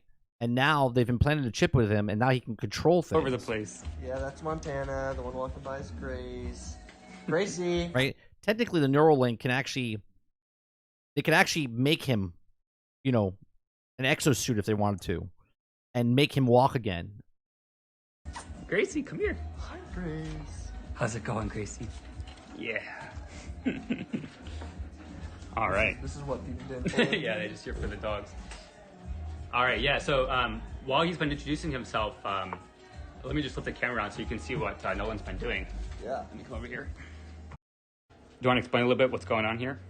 Yeah, so I love playing chess, and so this is one of the things that y'all have enabled me to do, something that I wasn't able to really do much the last few years, especially not like this. I had to use like a mouse stick and stuff, but now it's all being done with my brain. If y'all can see the cursor. Insane. Just to think about that. He's playing chess, and he's just using his brain. Moving around the screen, that's all me, y'all. It's pretty cool, huh? As you keep And that's not moving with his eyes, right? It's not with his eyes. He's literally moving it with his brain. pause the song just for the Yeah, audio absolutely. coming through. There we go. And that was also done with your brain. Yep, it's all brain power up there. Can you explain a little bit just to people who maybe don't have any context on this field or what's going on here? How are you able to actually move the cursor? Yeah, so we started out with trying out a few different things. We basically went from what we call kind of differentiating, like imagined movement versus attempted movement. So a lot of what we started out with was attempting to move. So I would attempt to move, say, my right hand, left, right, forward, back to move. And from there, I think it just became intuitive for me to start imagining the cursor moving. Basically, it was like using the force on. Like, can you imagine? Can you imagine the feeling that has to be where you had everything, you lost complete movement, you couldn't do anything, you have to depend on everybody, and now it's something as simple as playing. And again, what Robert Jones is saying, the nefarious things could happen, but right, something as simple as playing chess and moving something, right, picking up a piece and moving it on the board, and now he's using his mind. He says it feels like using the force. The cursor, and I could get it to move wherever I wanted. Just stare somewhere in the screen, and it would move where I wanted it to. Which was such a wild experience. This guy wants to know if you feel like a wizard. Yeah, right. It's crazy. It really is. It's so cool. I'm so freaking lucky to be a part of this and stuff. I mean, every day it seems like we're learning new stuff, and I just can't even describe how cool it is to be able to do this. Do you want to briefly talk about a little bit, I guess, what have you been using this for outside of these sort of research sessions, or when you're just playing chess? What are some of the things you've been getting value from this from? Yeah, so one of the first times y'all gave me complete control over this, I actually stayed up until, I don't know, like 6 a.m. playing Civilization 6. It was it was worth it. I guess is the best way to put it. It was He's playing Civilization 6 because he's like, I can play a game. I'm not going to go to sleep. awesome. I had basically given up on playing that game just because of how. I mean, it's a big game, and the amount of time that it takes to sit in on it it's just a lot, and I have to worry about a lot of things, getting pressure sores and things like that. So I just wasn't really able to play it as much as I wanted to, and y'all gave me the ability to do that again, and I played it for, like 8 hours that day. So I do that. I It's read like, what, sometimes. 6 p.m. to like 2 a.m. or Yeah, something. It's like, it was a lot. I'm giving you all my bad habits, man. Yeah, I know, right? Yeah, it was awesome. So I did that. I read. I like learning languages. I'm learning like Japanese right now. I'm learning a bit of French. Maybe for the audience, When he says he's learning, does that mean is it just downloaded? Or is he learning it like just a normal person reading? who isn't super familiar with assistive technology, why couldn't you play Civ before? What was tricky about that, or what was it about Neuralink that made that possible for you? Yeah, so one of the big things, honestly, was that I think I just got checkmated. The only way I could play it was through And it's quick, pad, man. and that didn't allow me to play online at all, so that kind of sucked to begin with. But Would you play that like at 2 a.m. before, or what was the? Oh, no, The there fact that was he's no having a way- conversation there was right no now way and for he's me to do still that. playing, you can hear it in the background. Because when He I'm moves the sitting piece. up playing on, say, like my See? iPad or something, Click. I need Click. complete help from, say, my like parents or something to do it. And He's literally moving, just like me and you would move. Like you move a piece, you're having a conversation, you're multitasking, but he's just doing it by like. I'm not thinking about moving my arm. My arm's just moving, right? I just didn't have that capability to like keep them up all night. That's just amazing, not man. Something I would ever want to do. You guys know I love technology. basically, This I would is have to go phenomenal. down and everyone went to bed in my house, my brother, my parents, something like that. And then on top of that, I can only play for a few hours at a time because, I have to worry about pressure sores and stuff. I have to be readjusted. I have to do weight shifts, things like that. Just things that come with being a quadriplegic and stuff. So No, you're thinking about it, but what I'm saying is, El Dente, you're not saying like move right arm and then my arm moves, right? Your brain just does it. Your brain, yes, is thinking about it, but it's just happening, right? Like you ever see the people that get in a car accident and stuff, and they're like staring at their hand, trying to like move my hand, move a finger, try to do something, right? That's because their nerves are completely damaged and their brain can't move it. And as much as you think about moving something, you can't move it, right? We're just do it. Like I don't tell myself to blink. It blinks because it has to. I don't tell my brain to breathe. It just does it because it breathes. it just wasn't really feasible for me to like say play a full game or anything. And now I can literally just lie in bed and play to my heart's content. Honestly, the biggest restriction at this point was like having to wait for the implant to charge once I used all of it. So play for 8 hours, have to get off and let it charge for a while, and then hopefully be able to play some more. But it's been awesome. It's been so cool, and I'm kicking ass too. So In this it's chess nice. game too. It's Yeah, well, I don't know if I'm gonna win this chess game, but we'll see.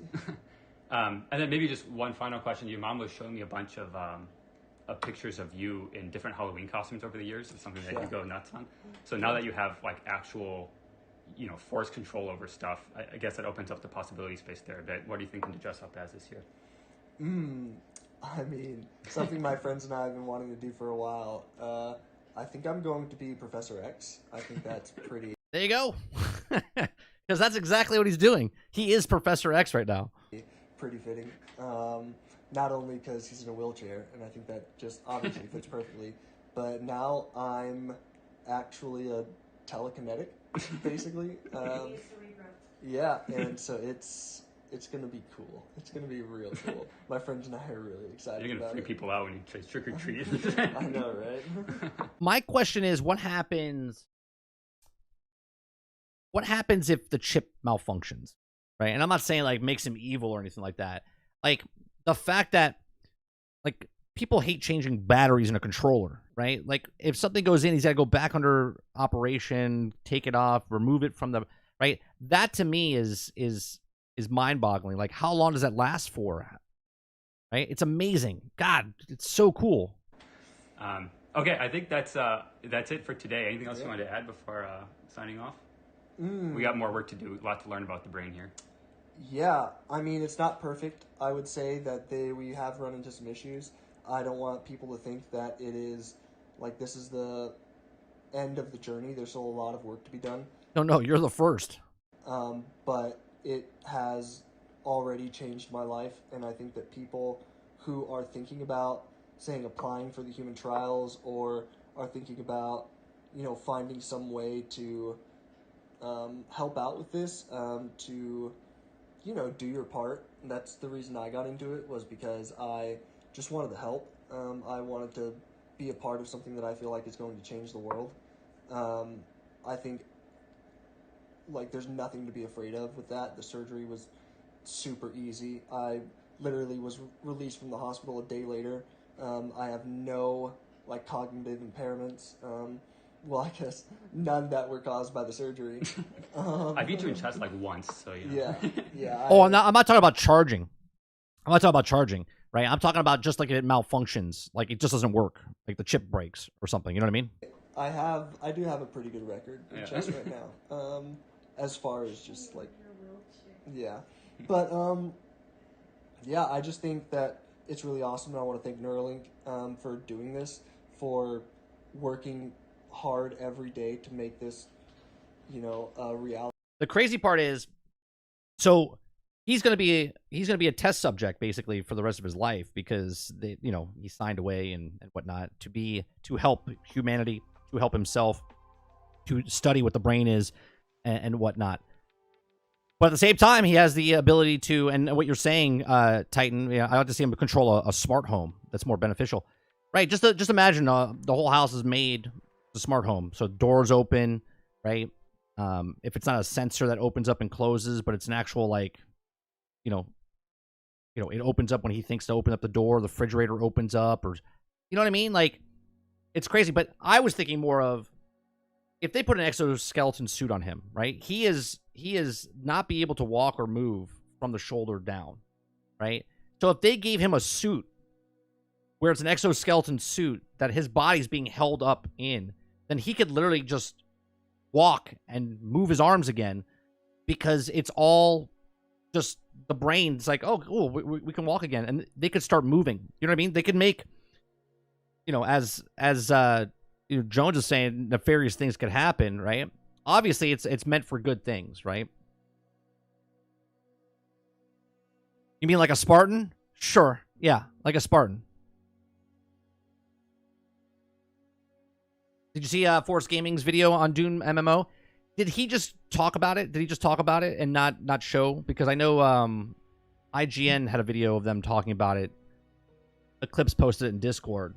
They can't show any new footage, right? He just talks about it. I mean, we could watch that. Watch that.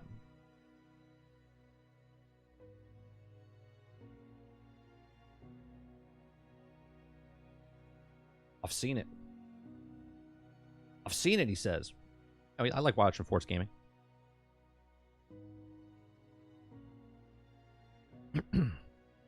Yeah, it's just interesting to see. And then there's the guy that played Mario Kart as well, which is the same guy, I believe. I don't think there's not many people. I think there's only 1 or 2 people that have the Neuralink chip inside their brain. But can you imagine what goes on from this? This is the first iteration of what it is. And I wonder if it works the same as a cell phone. And what I mean by that is the upgrade process. 2 years from now, does he have to get a new chip to upgrade? A better chip that does more stuff? Is it just an upgrade? Version 2.0, 3.0, 4.0? Do you just download? Do you plug in to get the next, patch update? How does that work?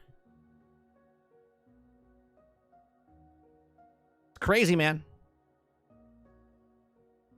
You think ChatGPT and stuff is crazy? We're super far away, but we're a lot closer to the Matrix than we were years ago. Where if you want to learn French, you want to learn a different language or whatever, that Neuralink chip potentially could be you just download and now you speak French. It just taps into that part of the brain, and now you speak French. Now you speak Portuguese. Now you speak, you know what I mean? That would be insane.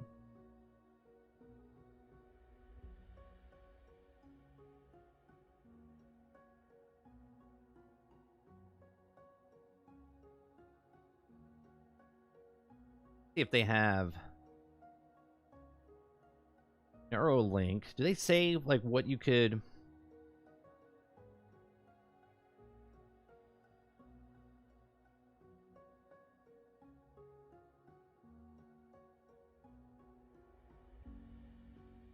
Yeah, here. This is just off their website, right? This is the stuff they could do off their website. It says create a generalized brain interface to restore autonomy.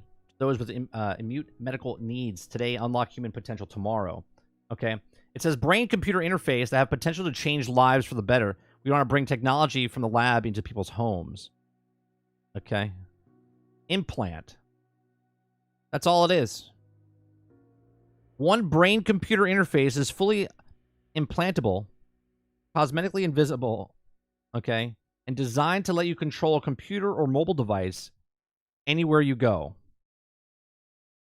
Like, what? Biocompatible enclosure. The N1 implant, it's sealed, okay, and enclosed withstands psychological conditions several times harsher than those of human body, okay? The battery. The N1 implant is powered by a small battery charged wirelessly from the outside via a compact inducive charger that enables easy use from anywhere. You have to charge your implant. Chips and electrons. Advanced custom low-powered chips, electrons process neutral signals, transmitting them wirelessly, and Neuralink applications, which decodes the data stream into actions and intents and threads. The N1 implant records neutral activity through 1,024 electrodes across 64 threads. That's crazy, man. Surgical robots.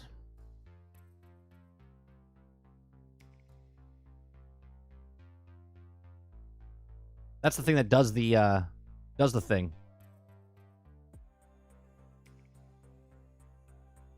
That's crazy. Abdi says, when does this update come out? I don't know. You're going to have to ask Rocksteady. I have no idea.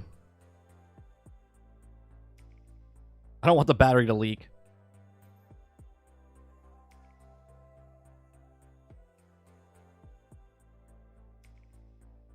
Yeah, exactly, Alden. You're like, yeah, I got the Neuralink. Did you? I got it like 2 years ago. Oh, bro.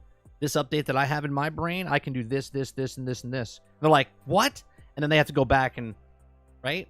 And then there's starting to people that start to do it that don't even need it, right? There's people that are not handicapped in any way, shape, or form, and they're just like, yeah, I would like to have the neural chip in my brain. You're like, okay, I'll pay anything, right? Then it becomes nefarious.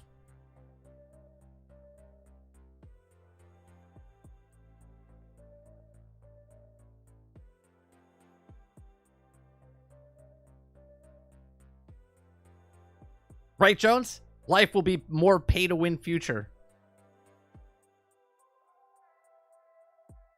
And that is Cyberpunk. That's right.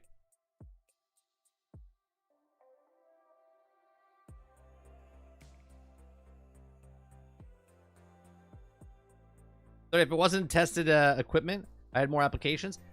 Yeah, but exponentially, right? More people are going to get the Neuralink chip. More people in the world are going to have this device in their head. As soon as you put that in your head, you are now a cyborg, right? Potentially you are a cyborg. You are a computer integrated. You're taking this. Technically, right now, we are cyborgs because we have this computer brain in our hands. Okay? But now, take this and all the information that's on this and put it in here. Okay? That we're integrated as one. And the more people get this, just like the Tesla on the road that's mapping out the entire city, entire state, entire country, okay? Then now you're more integrated where it's becoming exponentially more data is coming in. more stuff. It evolves faster and faster based on the information that's getting, right? Right? There's people that say, you know, in that time travelers, right? They come in, they say in the future, we're not even talking to each other in person. We're not even talking to each other. We're just, right? So technically, if I have a Neuralink chip in the future and someone else has a Neuralink chip in the future, we're just connected. We're just having conversations without ever speaking to each other with our actual mouth. Wouldn't be very entertaining if I just sat here like this and everybody that was watching me knew what I was saying, right? All you gotta do is log into IP address of blah, blah, blah, blah, blah, blah. You can listen to 30. Get into his inner thoughts.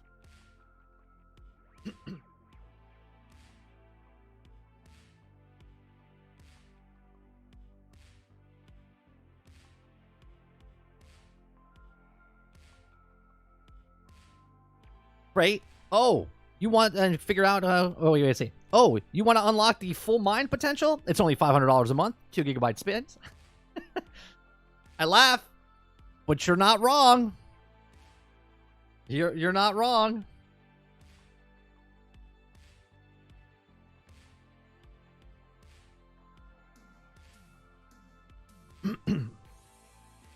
Go down a dystopian path here, right? Anyone that has a chip in their head, one, can be, we're doing it now anyway, right? Can be tracked, and now your mind can actually be, what's it called? Your mind can be scanned, right? You're doing something, they scan you like, oh, this is patient 3330049, right? Well, got some things thinking about. I don't know. Let's go to arrest him. It'd be like Minority Report. So here it says that you were thinking about someone else other than, you know, it's like, what the hell? I never even said that out loud. Oh, we have your records right here on Neuralink.com.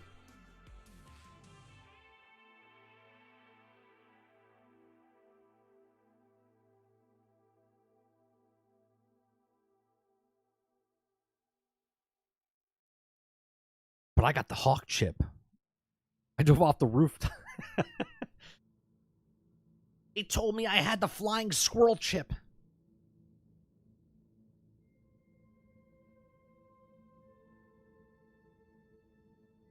Crazy, crazy stuff. All right, let's watch sports gaming here. He's gonna talk about Dune. He's seen it. He could talk about it. I like Force Gaming, so let's listen to him.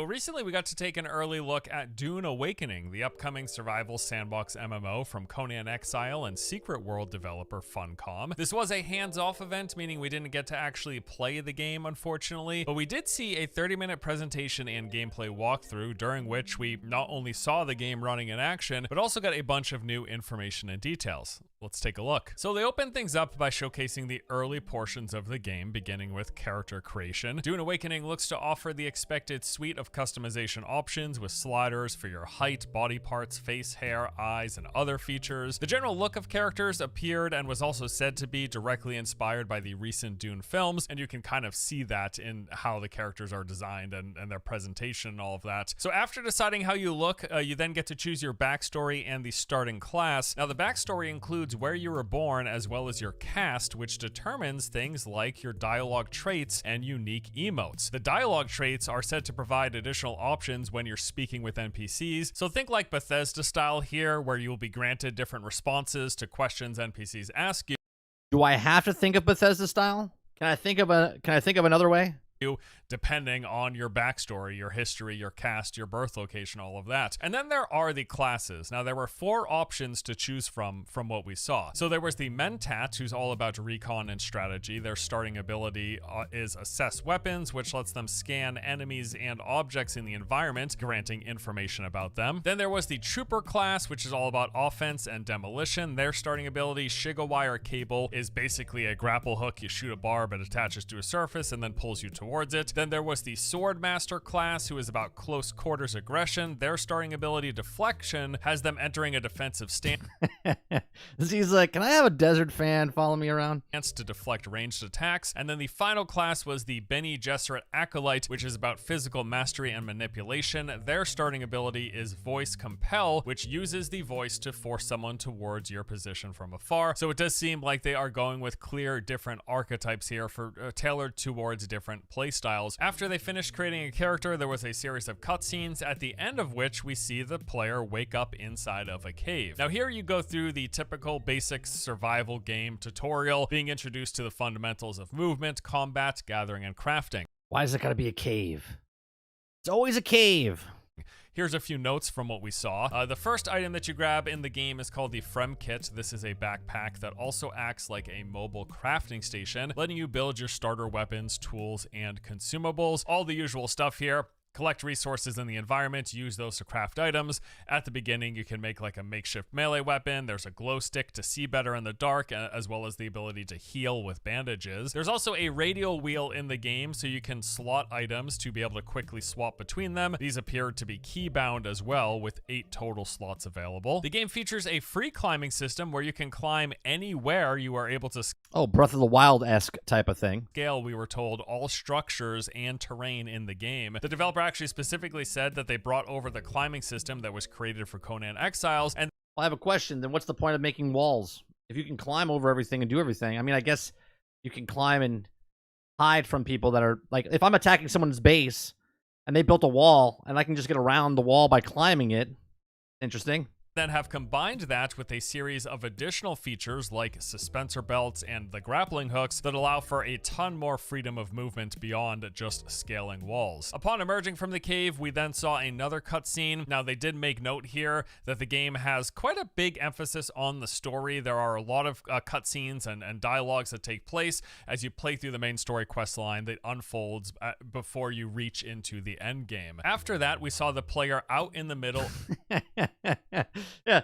Oh boy, gathering resources. I can build a sandcastle 10 hours in. of the sand, which then introduced us to a few more of the survival mechanics. So they did say You can only climb so high. He just said, though, you get a grapple hook. There's hooks that you can stay on.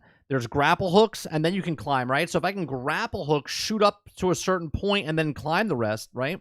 that when you're out amongst the dunes walking on open sand, any movement or action will draw the attention of sandworms. At that point, we saw one such sandworm emerging from right behind the player. It was clearly a cutscene. It was set up for this moment, but it's just, again, the introduction to the sandworm mechanic. Now, beyond avoiding the worms, you are also having to manage your heat level at all times. So any time spent standing in direct sunlight quickly builds up this temperature gauge. And once the bar is full, you receive the sunstroke debuff, which then quickly drains your water. And finding water and maintaining your water levels appears to be one of the primary survival mechanics in this game. So they say you're going to want to stay out of the sun, you're going to need to search for water, and water can be found from various sources. You're going to Okay, so I have a question here.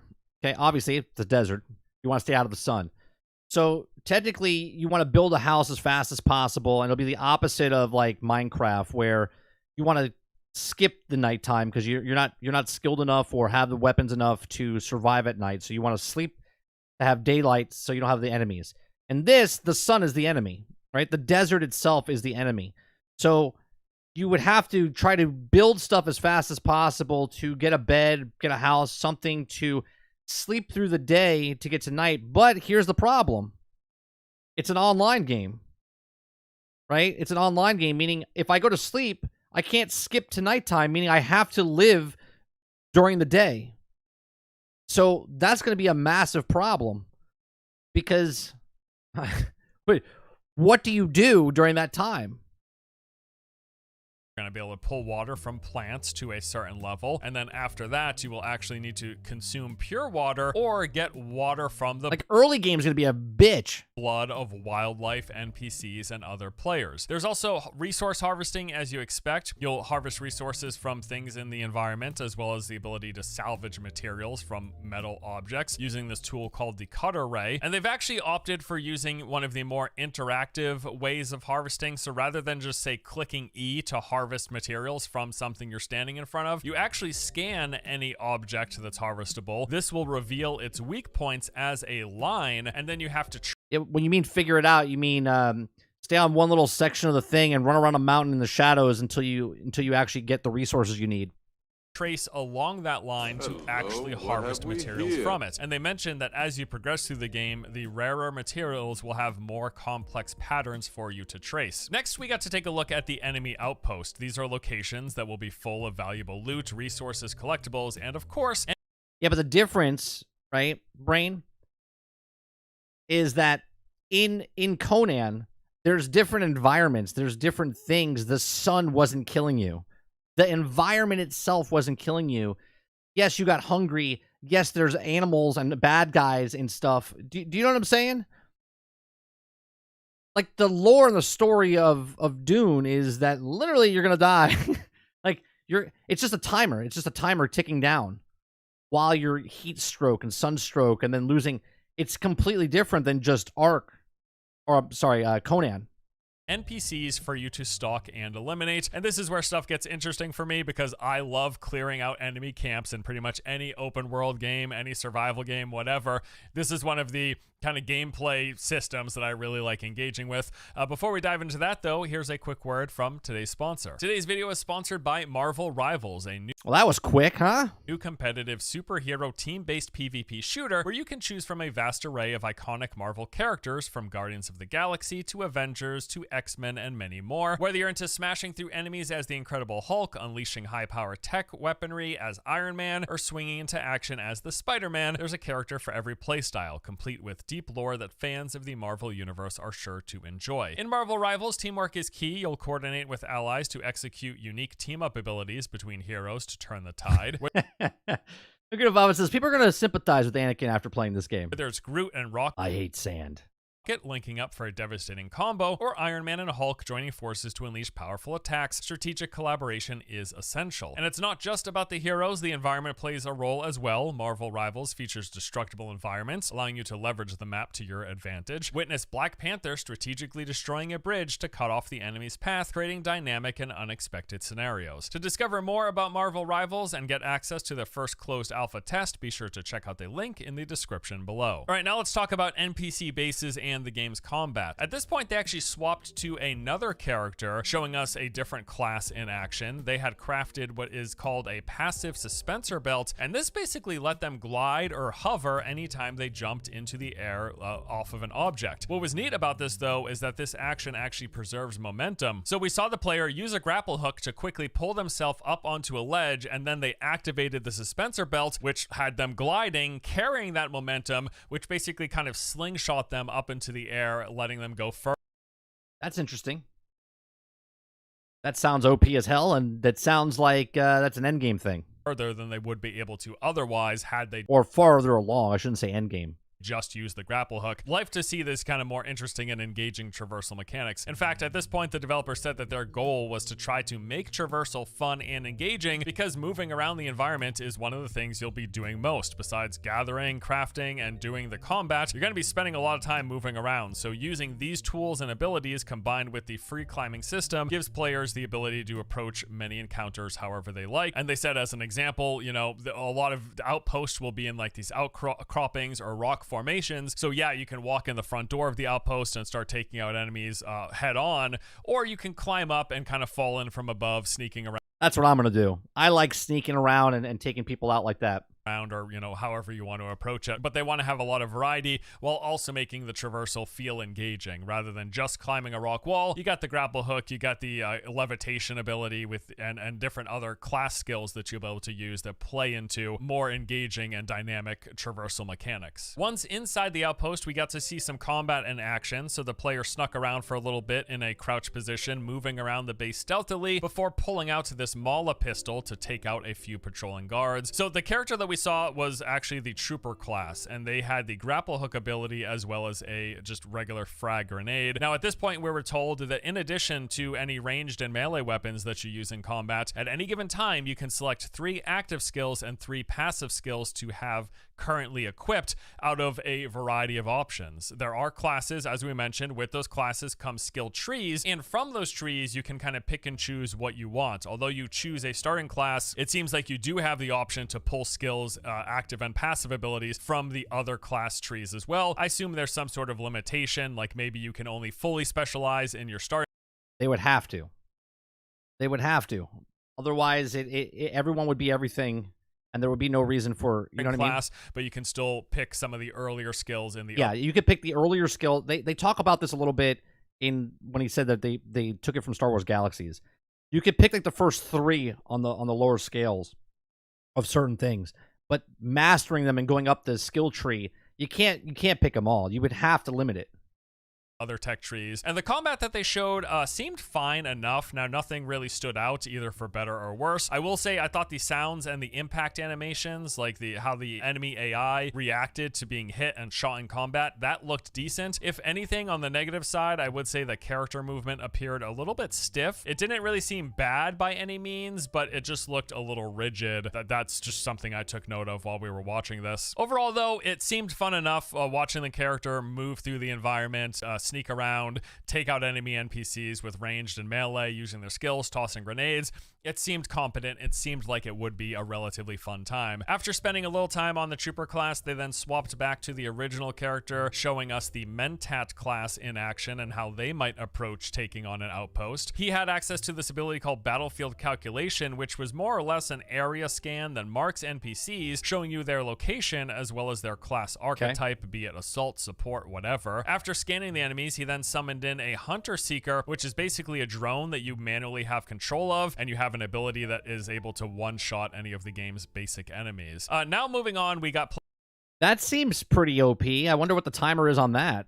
Player bases and construction. So they introduced us to the base building system, of which they said they took the foundation of what Conan Exiles did, tried to identify some of its flaws, and then refined it into a better version for Dune Awakening. So to start out, you place down a totem on the ground, and this is basically marking the area in which you can build. At that point, you're able to do the typical base construction stuff. You'll place foundations, walls, doors, stairs, and roofs in whatever configuration you please. They are making use of a hologram system for base construction. So how this works is that you select a building piece and place it, and then a hologram appears. At that point, that hologram can be filled and that's the way all these games should be, especially multiplayer. Grounded does it, Lightyear Frontier does it. The hologram should appear. I think Valheim does it now as well, or did it, where you build something and then another person can come over and add to it, right? So you're not asking like, hey, where do you want the wall? You build the whole entire wall, and then people come over and go, oh, let's put it there. Even Starship Troopers does it. Completed by anyone who brings the resources to it. This is a great multiplayer method of doing base building. I have loved it in other survival games. This idea that you can place the template and then your teammates working together can help fill it instead of people having to do each piece individually. You also have access to a special tool that lets you make blueprints of any building in the game. So what they said is that you can copy an exact structure that you like. If you see a structure in the environment, you're able to copy it, and then it lets you place it elsewhere in the world and then just fill in the hologram parts. Hold on a second. If you can just see from the other developer talking about it, how there's a blueprint and there's the career path of blueprint maker. Okay, if I make a blueprint of a building, I make that building. You happen to be a guy who has a skill. You come up to my building. You're like, oh, I like this building, and then you just copy the whole fucking thing. Then what would be the point of me being a blueprint maker, right? Do you know what I mean? Like, there would have to be a limitation if it's a in-game world building that you come across that you like, sure. But if it's someone that created one themselves, there would be no way you should be able to copy that. Otherwise, there'd be no reason to be a blueprint maker.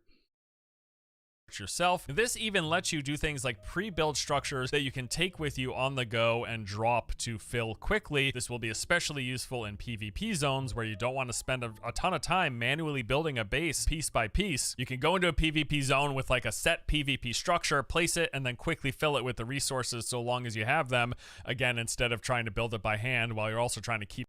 Now that's cool, right? So you're with the clan, you're in your PvP area, you're like, okay, we need this. Okay, I'm gonna place it down, and then everyone builds it, and then you have like a fortified base on your PvP map. That's cool as a clan or a guild. But to someone automatically run up to someone else's base that they built and copy it, that's stupid.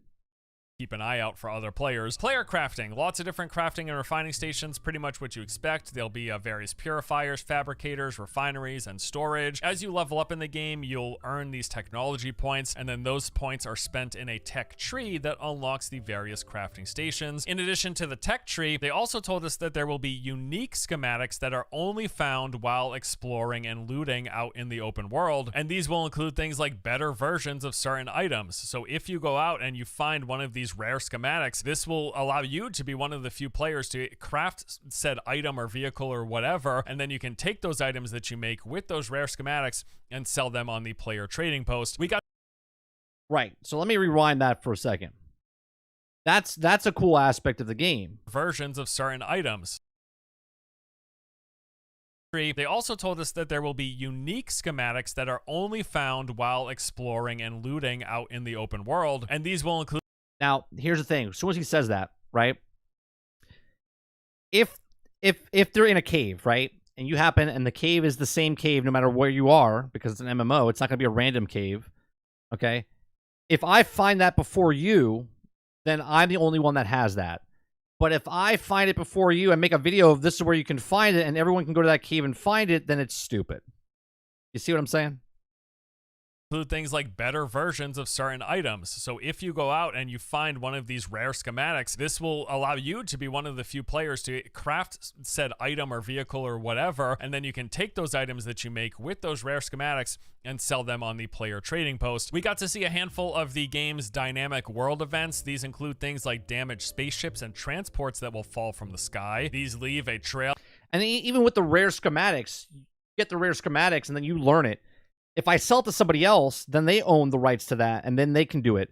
And if you use those schematics, then you shouldn't be able to copy those schematics. You would have to get it from that guy, and he just keeps making money off those schematics.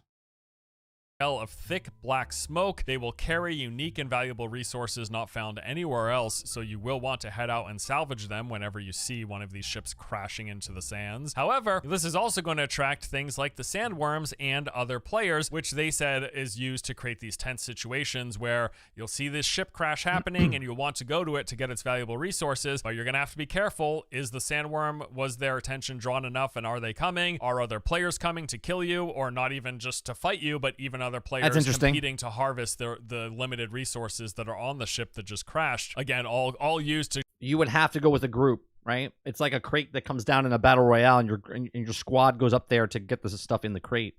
You're there to pick apart that ship to get the high technology, because the technology is going to be on that ship. That's going to be interesting. That's going to be a cool mechanic.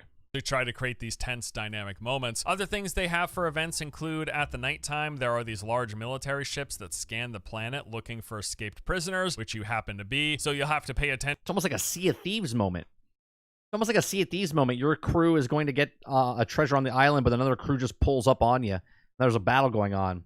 That's interesting. To where these ships are and when they're passing by, and you need to avoid this massive sweeping searchlight, because if you get spotted, they will then send down an elite squad of NPCs to try to take you out. And I assume if you're good enough, you can actually deal with them, and there's probably some good rewards for doing that as well. And then, of course, another big event that you'll be dealing with is the sandworms. They said that these exist as a constant threat throughout the game. You cannot outrun them, and you can't beat them because they're not an actual boss you can fight. The only thing you can try to do is avoid them and escape if you do draw their attention. So as we mentioned earlier, when you're moving in the open sands, anything that you do while in this space will draw the attention of the sandworm. Now, you're going to want to still go out into the open sands because there are a lot of valuable resources and loot there from those crashed ships, but also from the spice blooms. So there's a threat meter anytime you're on the sands that basically gives you an indication of how much attention you're drawing from the sandworms. Once this gets high enough, the sandworm will then appear. You're actually going to see it bursting out from the sand, making a loud commotion. So if you don't see it, if it like bursts behind you,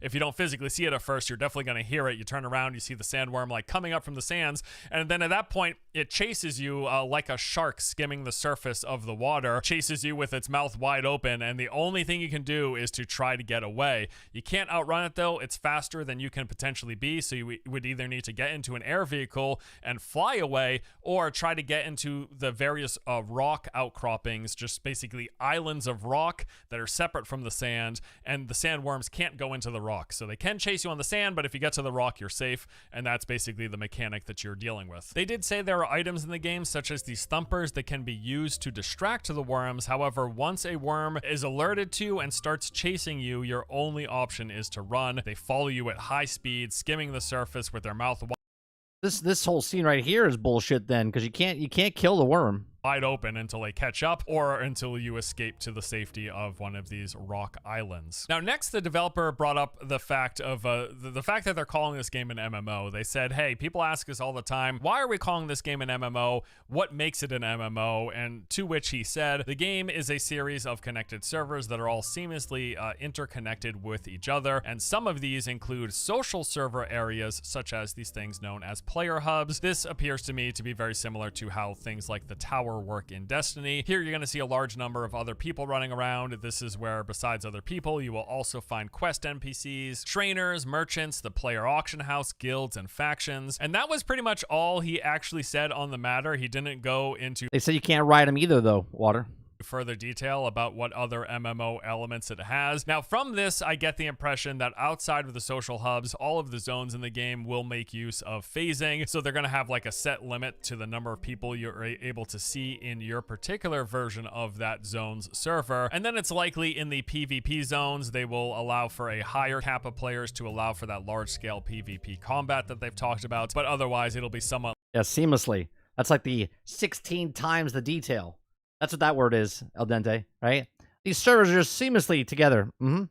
Sure they are. limited in the PvE zones. You know, at this point, most MMOs nowadays use something like this. We're very rarely seeing these locked shards that just have like a set player cap and then everyone on that server sees all other players in that server. We see a lot more phasing where you might go into one zone and... Hold on a second. He's saying stuff here.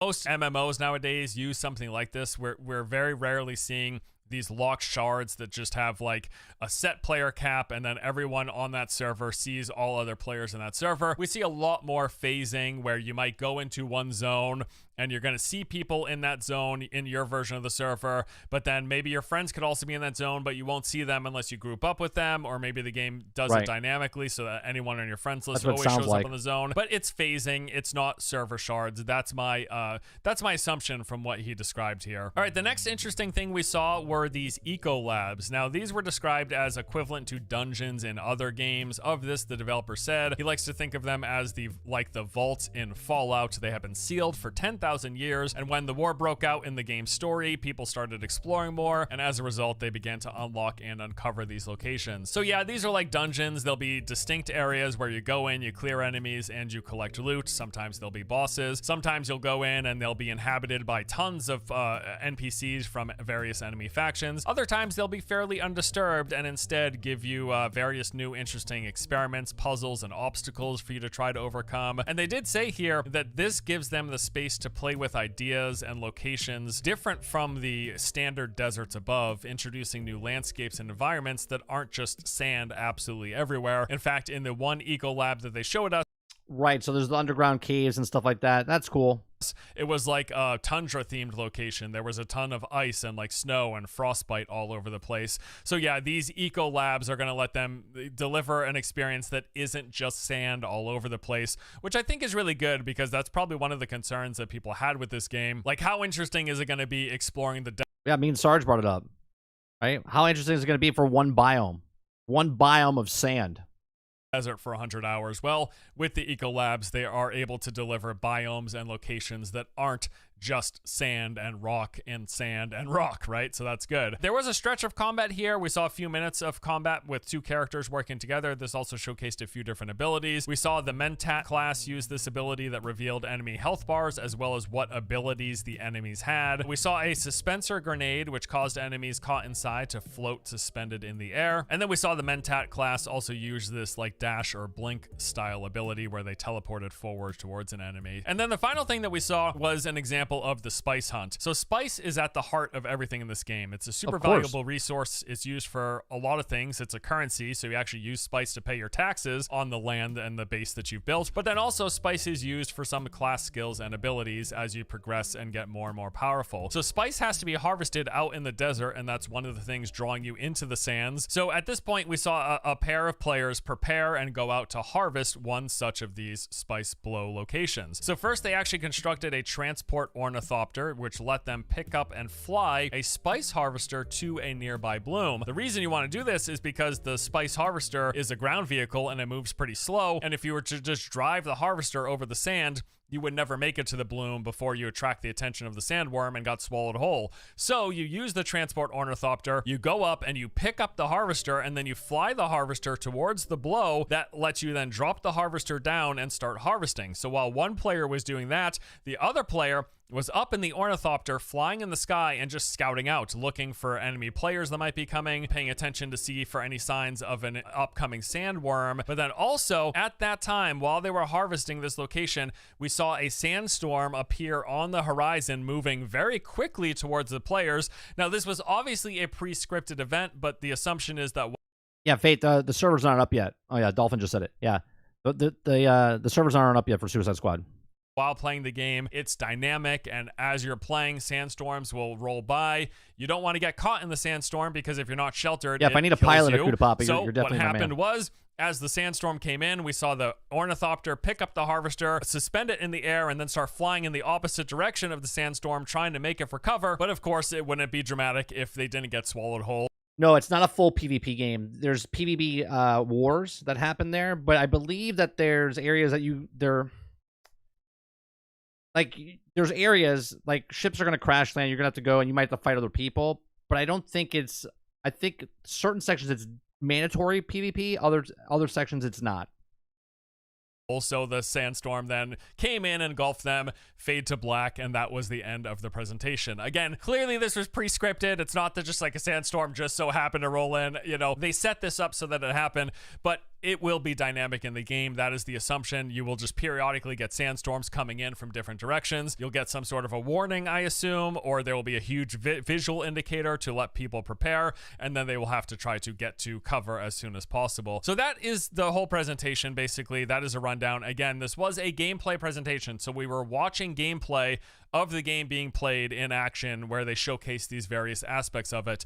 My early impressions from what we saw, you know, with the understanding that we didn't actually play, we didn't get hands-on time, but from what we saw in the presentation, some of the pros, for starters, visually, I think the game actually looks pretty darn good. I'll answer your question in a second, Fate. It's a far cry from the original presentation, the original gameplay trailers that we saw of this game, where I thought it looked a little muddy and flat. This thing is running on Unreal Engine 5, and it is pretty obvious from the textures and the lighting in particular. I thought this game was visually pretty darn good looking. I'll also say that the particular build that we saw looked to have pretty solid performance. I didn't see any obvious frame drops or performance hitches at any point in the presentation. Now, of course, this was a pre-set up presentation. We also have no clue what hardware that the game was running on. It's likely they were using a fairly high-end rig, but still, in a lot of these presentations, no matter the hardware they're using, you can still see with the early versions of games pretty obvious performance issues, and no such thing occurred in this presentation we saw here. I also liked some of the various systems and features that they showcased. I like this like interactive harvesting where you actually have to trace along this line. I liked the various threats in the environment, the dynamic world events, dealing with the sandworm, the sandstorms, you know, ships falling from the sky. All this stuff looks and sounds really cool. Having to avoid the sun and stay in the shadows, like some really interesting systems to keep the player engaged and to keep them on their toes while they're just exploring the open world. I also thought the abilities we saw were neat. I wasn't sure what to expect. I'm not super intimately familiar with the Dune world, but I wasn't sure how interesting RPG style skills and abilities we would have access to. But we saw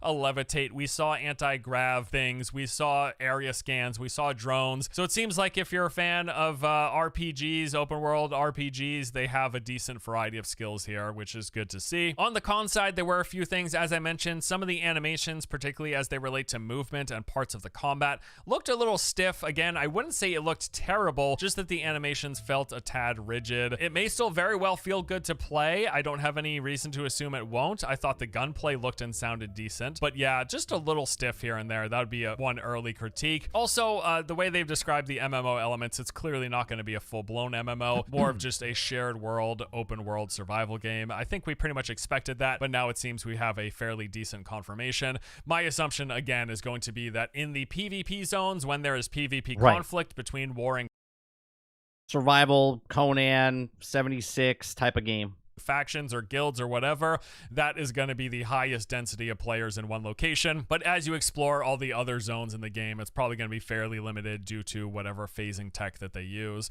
Also, speaking of which, they didn't show any of the large-scale combat, what they are calling combined arms, where you have hundreds of players running around fighting on foot with melee, ranged weapons, and skills, along with all the vehicles, the ground and the air vehicles, and the explosions and the tanks and all that stuff. We didn't see any of this whatsoever. It was all really refined to the perspective of 1 or 2 players playing in a group. Besides them walking around the social hub, we didn't see any open world exploration or combat with more than 1 or 2 people, and we definitely didn't see that large-scale guild fighting that they are selling this game on. So maybe they're saving it for future demonstrations. Maybe it's just not there yet. Maybe in the current build it doesn't perform well. Who knows? But yeah, I would like to see that, because that is one of the main selling points that they're pitching for this game. But yeah, there you go. That is the preview that we took a look at, an early exclusive. All right. So what I don't understand is when they do a preview event like this and they're not letting the gamers like him play the game himself, why don't they just release it to the public, right? Why don't they just show the footage that they showed them to everybody? Why do they only put it behind a wall of influencers? Because sure, we're watching it and we can picture what he's saying, but just show it. If it's just a build of thing, just release the raw footage of it so we can see it, right? It's kind of weird that they don't show it. Anyway, I'm excited for it. I am. I just think the early game is going to be really brutal, more brutal than other things, unless there's some sort of mechanic in there, more rocks in the starting area to run, so you're not running these vast areas of like desert. You know what I mean? It's got to be like an easier mode in the very beginning to get your shit to, you can get all the resources that you need, and then you kind of go out into the world, you know, like a little bird in a nest type of thing. You can't just start flying. You know what I mean? Like they gotta nurture you a bit and like, all right, collect this, do this, and then they open it up into a bigger area, and then you're like, oh damn. So it's gonna be definitely a hard balance early on. To answer your question, Fate, South Park Snow Day is fun, right? I'm having fun with it. It's kind of hard. I'm playing on normal mode, and I'm getting, my biggest complaints about the game are that the combat feels a little weird. The camera angle type of moves a little around a bit. People say there's not a lock-on, but there is a lock-on. But it's hard to tell there's a lock-on. But like if you have a special ability, a wand, you're slammed down on the ground, it automatically tracks the person that you're hitting. Like you just jump up in the air and like hit down on the ground, and then it like automatically tracks them, right? So they say there's no lock-on, but there is a lock-on. It's an automatic lock-on type of thing. I'm playing solo. I think it'll be better with friends, 100%. There's NPCs. The NPCs are dumb as hell. And I'm not talking about the enemy NPCs. I'm talking about your teammate NPCs. They're dumb. Sometimes they won't revive you. They don't really work very well sometimes. And then the other thing is the South Park story itself is not as South Parky as the other 2 games that came out recently. Okay? Like, it's good, but it's not 100% South Park, where, yeah, there's the cursing and the farting jokes and stuff like that. but it doesn't feel like they went hard like they did on the other games. It feels like they kind of took their foot off the gas a little bit of being South Park and of being offensive and whatnot. What was another thing? We have stun lock. The stun lock is terrible in the game. Like if you get hit, you could have a full bar and all of a sudden boop, boop, boop, boop, and you're dead. And you're like, what the hell? So the stun lock's a little awful. But the game itself is a fun game. I'm having a lot of fun with it. I didn't think I was gonna like it. I wasn't gonna pick it up. El Nini, one of my viewers, gifted it to me on Steam, and I'm enjoying it. I'm enjoying it.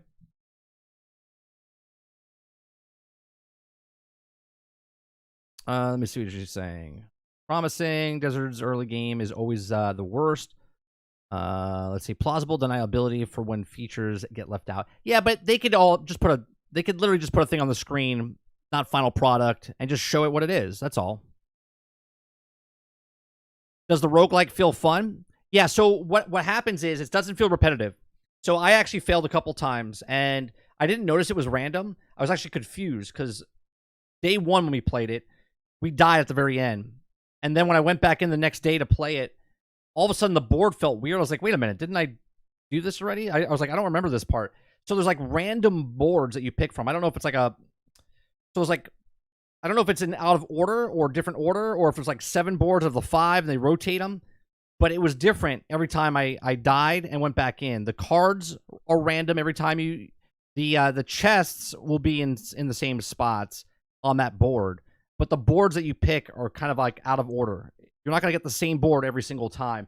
So there's a replayability after that as well. And then also the cards that you get and find. Like one run through I went through, I had like a Tesla wand. But then the other time I got a fire wand. The Tesla wand was like really OP. I was destroying. But the other time I had the fire wand. But the longer I hit the fire wand, then I would burn myself on fire. So there's a little things that they change to be repetitive, or not repetitive, I should say. Let's see. 30. Have you heard of Outpost Infinity Siege? I have not. You already tried the Joker stuff? No, the Joker stuff's not even out yet. We didn't even get to play the Joker stuff. So like, I made this thumbnail for no goddamn reason. No, I don't care. It didn't come out. I thought we were playing this morning. They haven't put it in yet. So.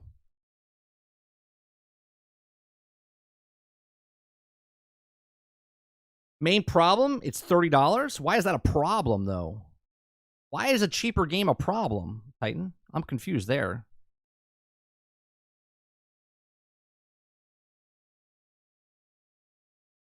Oh, there's a skill tree as well. There's like a skill tree in the game as well, Fate.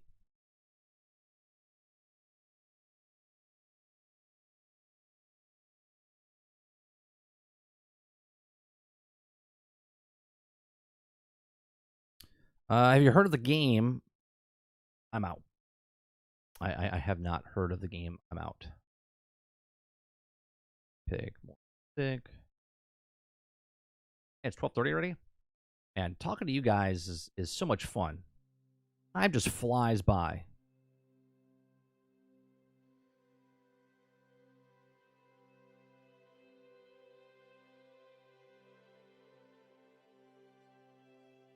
Yeah, so the skill tree lasts from playthrough to playthrough. So you constantly level up and become more powerful. It's called Dark Matter.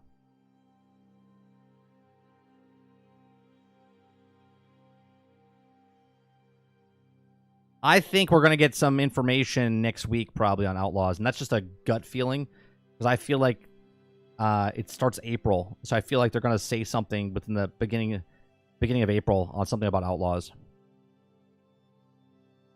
I have no proof on that in any way, shape, or form. I just have a feeling they're going to talk about it real soon.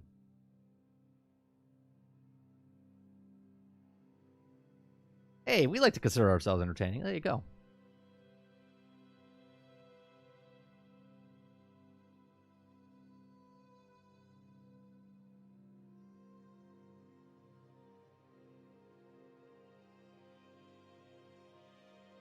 Yeah, they'll be announcing it's being moved. Well, they haven't announced anything when it's coming out, so be interesting just to hear anything.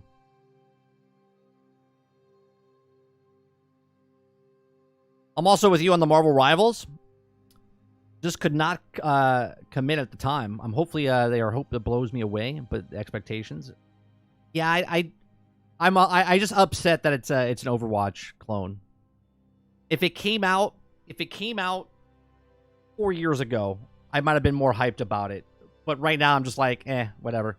And that might be an age thing. I don't know. I think it's more of a me thing than the game thing, but it's still a thing. Right, Fate. But that's what I said yesterday. I was like, I don't know, man. I've been burned so many times on these superhero games. I don't know. The art style, though. I love the art style.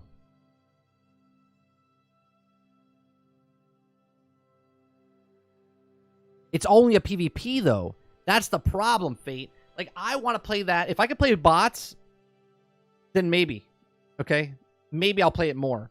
Because they said there's a story. They said there's the story on their site. On the site of Marvel Rivals. Okay? It says there's a story of Doctor Doom taking over the thing, and they have to join forces to fight. And I'm like, what the hell does the PvP then have to be? Right? I was like, if you're fighting each other to get the Doctor Doom for the story, then it sounds more like Exoprimal type of stuff, right? Where you do a mission and then do the story. Do the mission, see the story.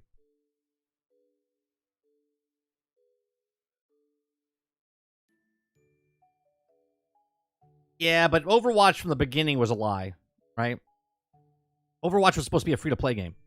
Then they charge $40, then they charge $60.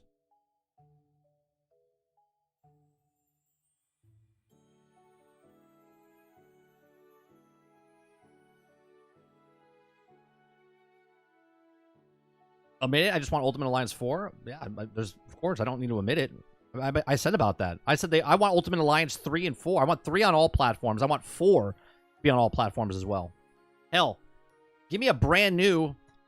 adapt Marvel's Avengers or Ultimate Alliance, right? Make Ultimate Alliance those graphics from Marvel's rival, okay? And give me, like, third person over the shoulder instead of a far three-quarter view. You know what I mean?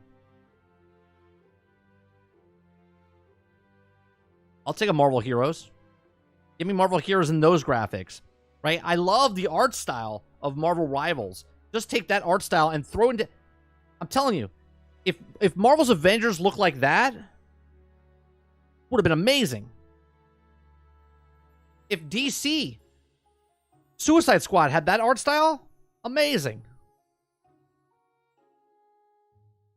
I love that art style. Comic book, look, I want my comic book characters to look comic booky. I don't want them to look realistic. I said this yesterday. I think the 1943 Rise of Hydra, it looks amazing. But man, I really don't want them to be realistic. I don't want the Marvel Cinematic Universe in my games. I want the games to look more like the comic books come to life. I know it's a personal preference, but I want what's on the page to come into the game form.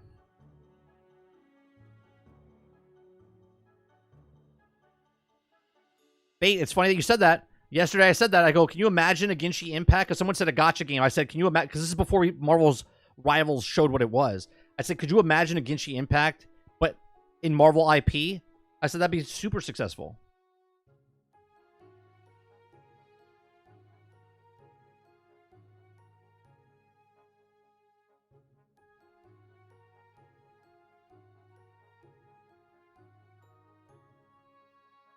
To me, comic book games, they literally write themselves. All you have to do is take the stories from here, okay? The exact stories, and just make episodic in the game. That's all you have to do. The people that read comic books as kids would love to live inside those comic book stories. Ultimate Alliance gacha open world.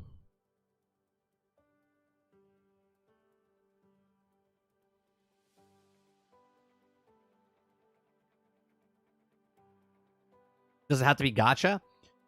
No, but what Fate is saying is that the Genshin Impact, if Marvel made a game like Genshin Impact, it would be very successful. And that's a gacha game. So in his example, if they made a Genshin Impact Marvel version, You know, free-to-play games have to be good because they want you to play it, right? Marvel's Rivals is a free-to-play game. It'll probably be good because they want you to keep buying microtransactions.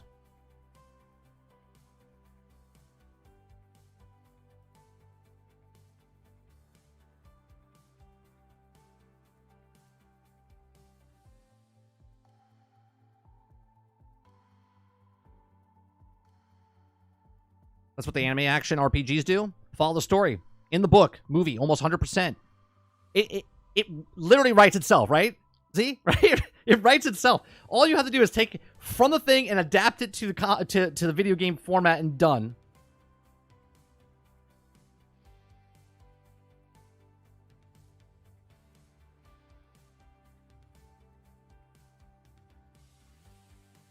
I'm always just surprised at these people with these IPs that they just like, I don't know what to do. Let's change the story up. Let's make Wolverine a girl now. And it's like, you know, you could just take the story from the comic books and just make it. You could take the comic book and just literally make it into a game. Here comes the episode. Next comic book coming out. Oh wait, I get to play the actual comic book episode?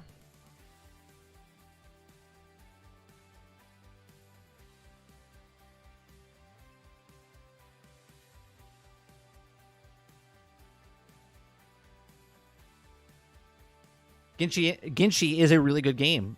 I know no one wants to hear that. It is. I played it when it first came out. I was like, wow, this is excellent. And it was a mobile game, mobile console game, and I was like, holy shit. I was like, this is impressive. The graphically, art style of it. I was like, this is a mobile game, and you could play it on the PlayStation, right? I know people don't want, like, I don't understand. Like, someone gives you something for free, and you're like, I don't like it. Like, you could play that entire game and never spend a dime, right? It gets a little bit grindy and stuff like that, but the story elements of that and the actual gameplay element it's good. You could put 30, 40, 50, 60 hours into that game easily and not spend a dime.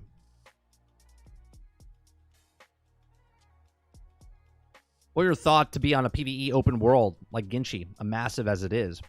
Go to Avengers Tower, Wakanda, upstate New York. Just pay $50 per character if you want it. Right, if you want it. Right. If I want to play, like, you give the basic characters in there, a couple basic characters, and then if you want, right, Wolverine, then you pay Wolverine. Right? Not everyone has to have Wolverine, but if you want Wolverine, then you play Wolverine. So looking at that game is, if I bought a Wolverine game, it would be $50, $60, right? But if I free-to-play game, I have a couple characters I can use, and then Wolverine's in the game now, and then I paid $40 for it, $25, $40, $50, whatever. And now I'm playing that whole game as Wolverine.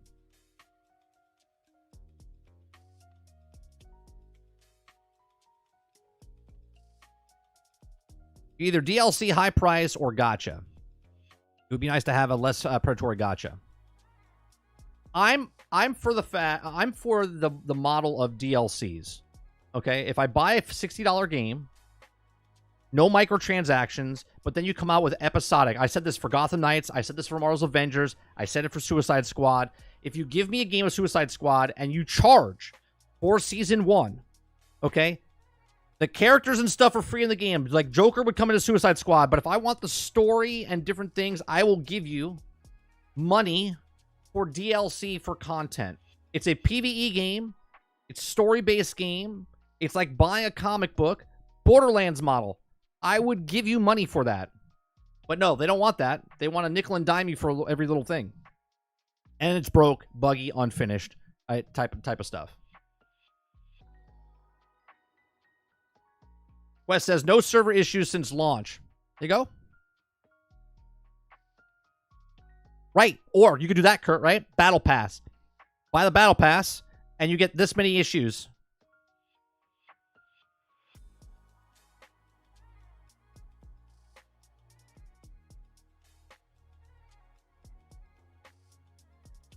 Right. Hey, let's make a trading card game. That's right.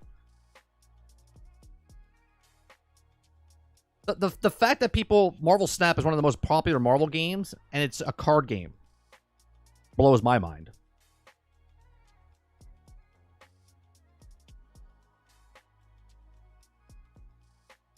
Alliance had DLC, and it was fine with that.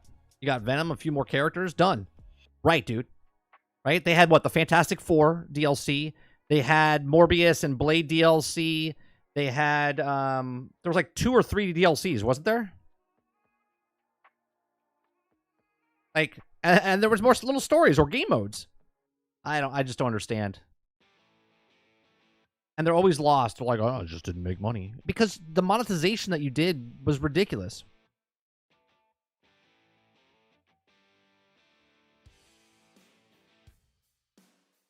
It underperformed.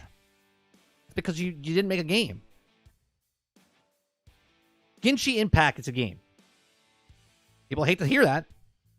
It's a game. Fortnite is a game. Right? It works. It's fun. It's interesting. It changes. It adapts.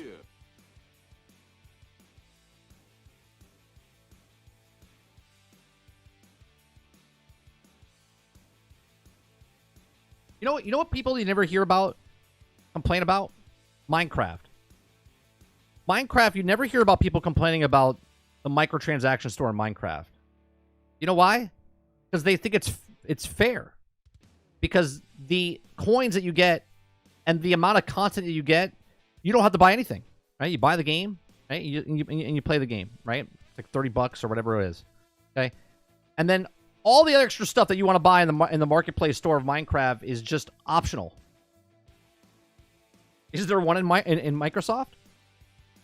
Is there what in Microsoft? I think it'd be great to have an open world like Genshin. Have an option to pick between 1 to 5 characters and then make the other 4 characters $15 to unlock and the new characters $3 to unlock. $30 seems a little pricey. Personally, for me, I wouldn't pay $30 for a character. $15 if I really like the character, maybe $20. $30 seems a little steep for me.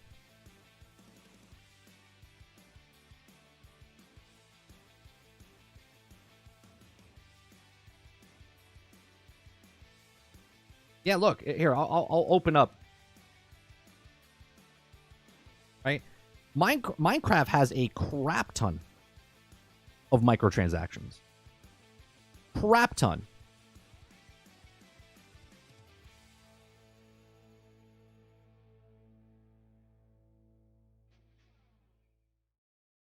Okay? Nobody complains about it because they feel it's fair. Okay? You go to the marketplace, okay?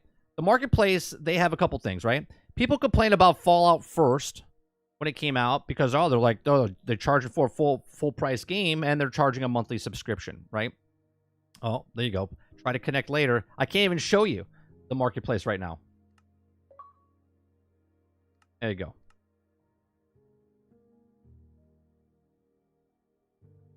Right?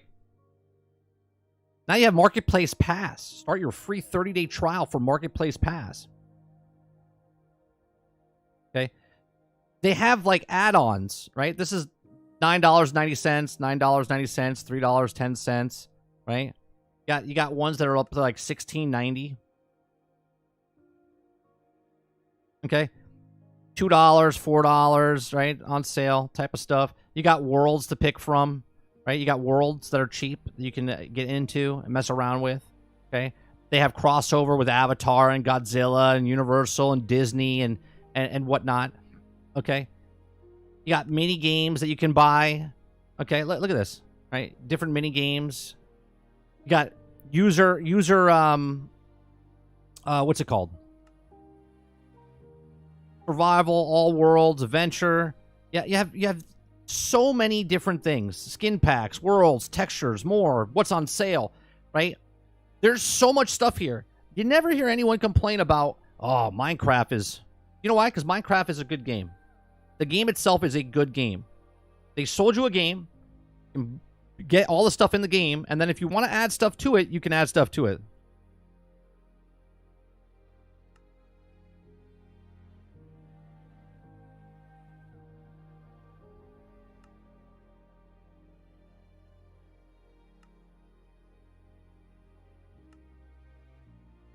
They got skins. They got there's so much stuff.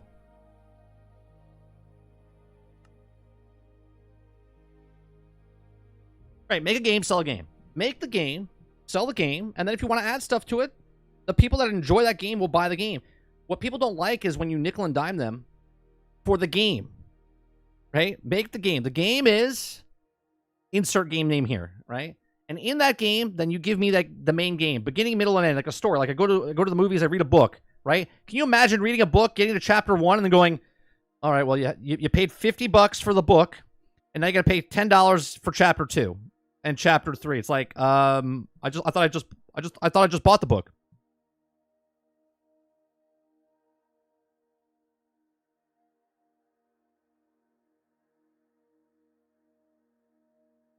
I don't know what that is. What's Wuthering Waves? I don't know what that is. Is that a thing in Minecraft? I want to say if it is, then yes, because my son will let me play this weekend. He'll be like, dude, this just came in. Can we play it? I'll be like, sure.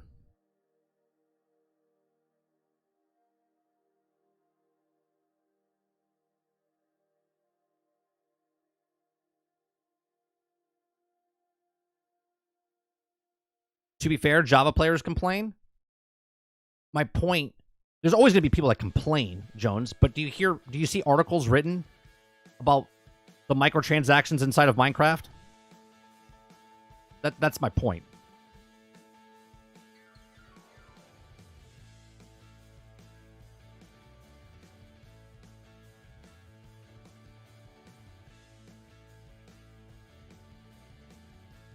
It's on PlayStation Plus. Now Midnight Suns. All right, good Fire Emblem. That's another game I want to pick up after.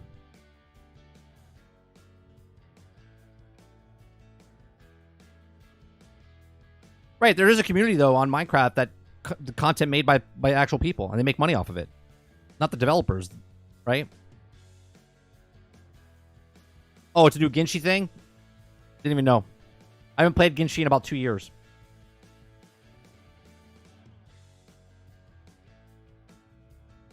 Your son's an enabler.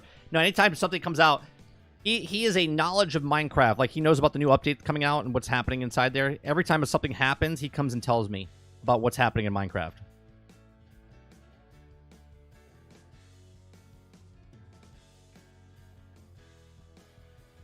Let's be honest. Minecraft is more popular due to mods and the store items, but the vanilla version is not as fun as playing it with mods. Sure, but it had to start somewhere, right? And Minecraft was a blast when it first came out. And a lot of people still go back to the vanilla version, but you're absolutely correct. 100%.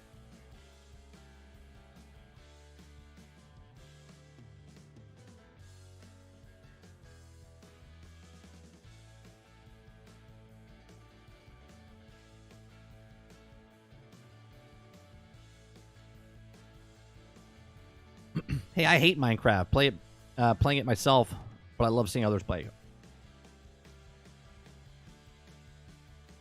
Well, Sarge, we were talking about like a Genshin Impact.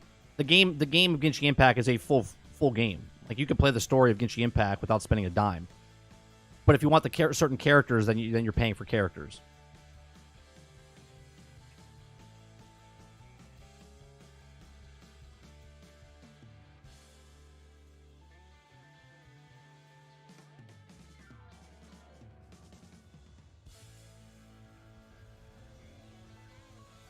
I want the official, like, Borderlands way they did it.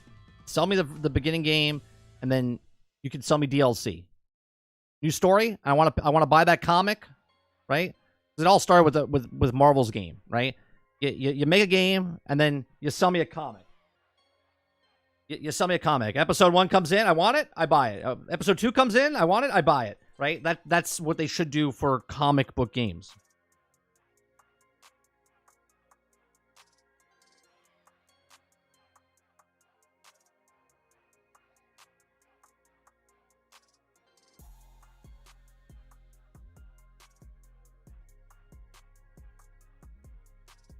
If it works, done. After release, I don't mind having to spend money. Right. If you enjoy something, then you'll spend more money to it.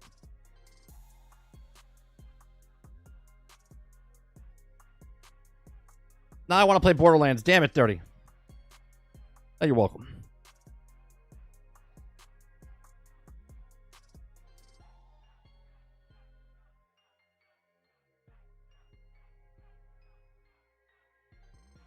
Dude says I never pay for that.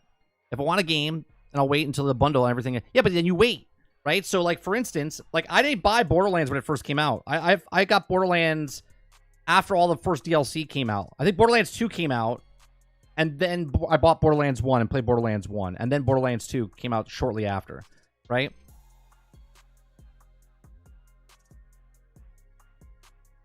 There's also two kinds of people playing Genshin. Rich people who don't care about throwing their money away, and middle-class people who don't understand money and will be broke for life. That's not true, Sarge. There's people that... I played Genshin Impact for like, I don't know, 20 hours. I never spent one dime. Not one dime.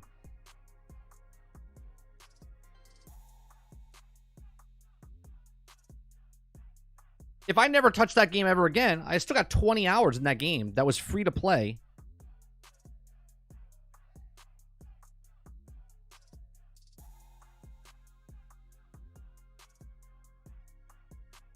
You're not the 20%? Oh, you're talking about the 20% make 80% of the revenue. Sure. But there's still tons of people that play a game that's free to play that never ever spent a dime.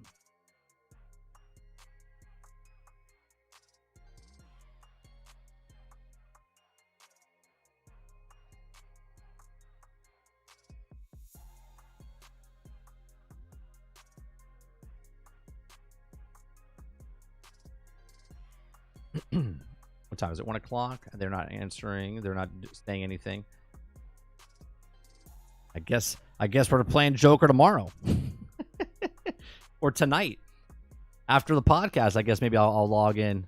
I was gonna play with Mr. Luke, and I can't play with Mr. Luke now. Now I gotta figure something else out.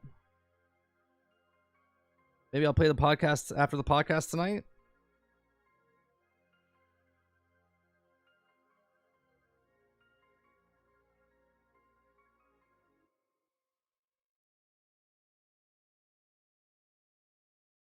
All right, so we got a podcast tonight, 8 p.m. Eastern, Generation X Gaming, weekly podcast that goes over a few of the top stories in the past week, and we rant along the way. Join me and Sarge tonight for that. We do that pretty much every Thursday, about 42 weeks a year. We do episodes. We're approaching, I think we're 11 episodes, 10 episodes away from 400 episodes. Yeah, Luke, I wanted to play with you and chat with you while we were playing the game.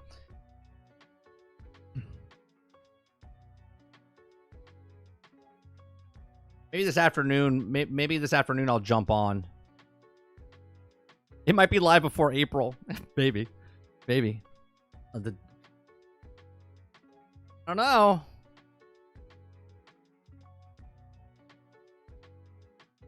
People took off for this day. Now they just have a day off. All right, that's going to do it for me this morning.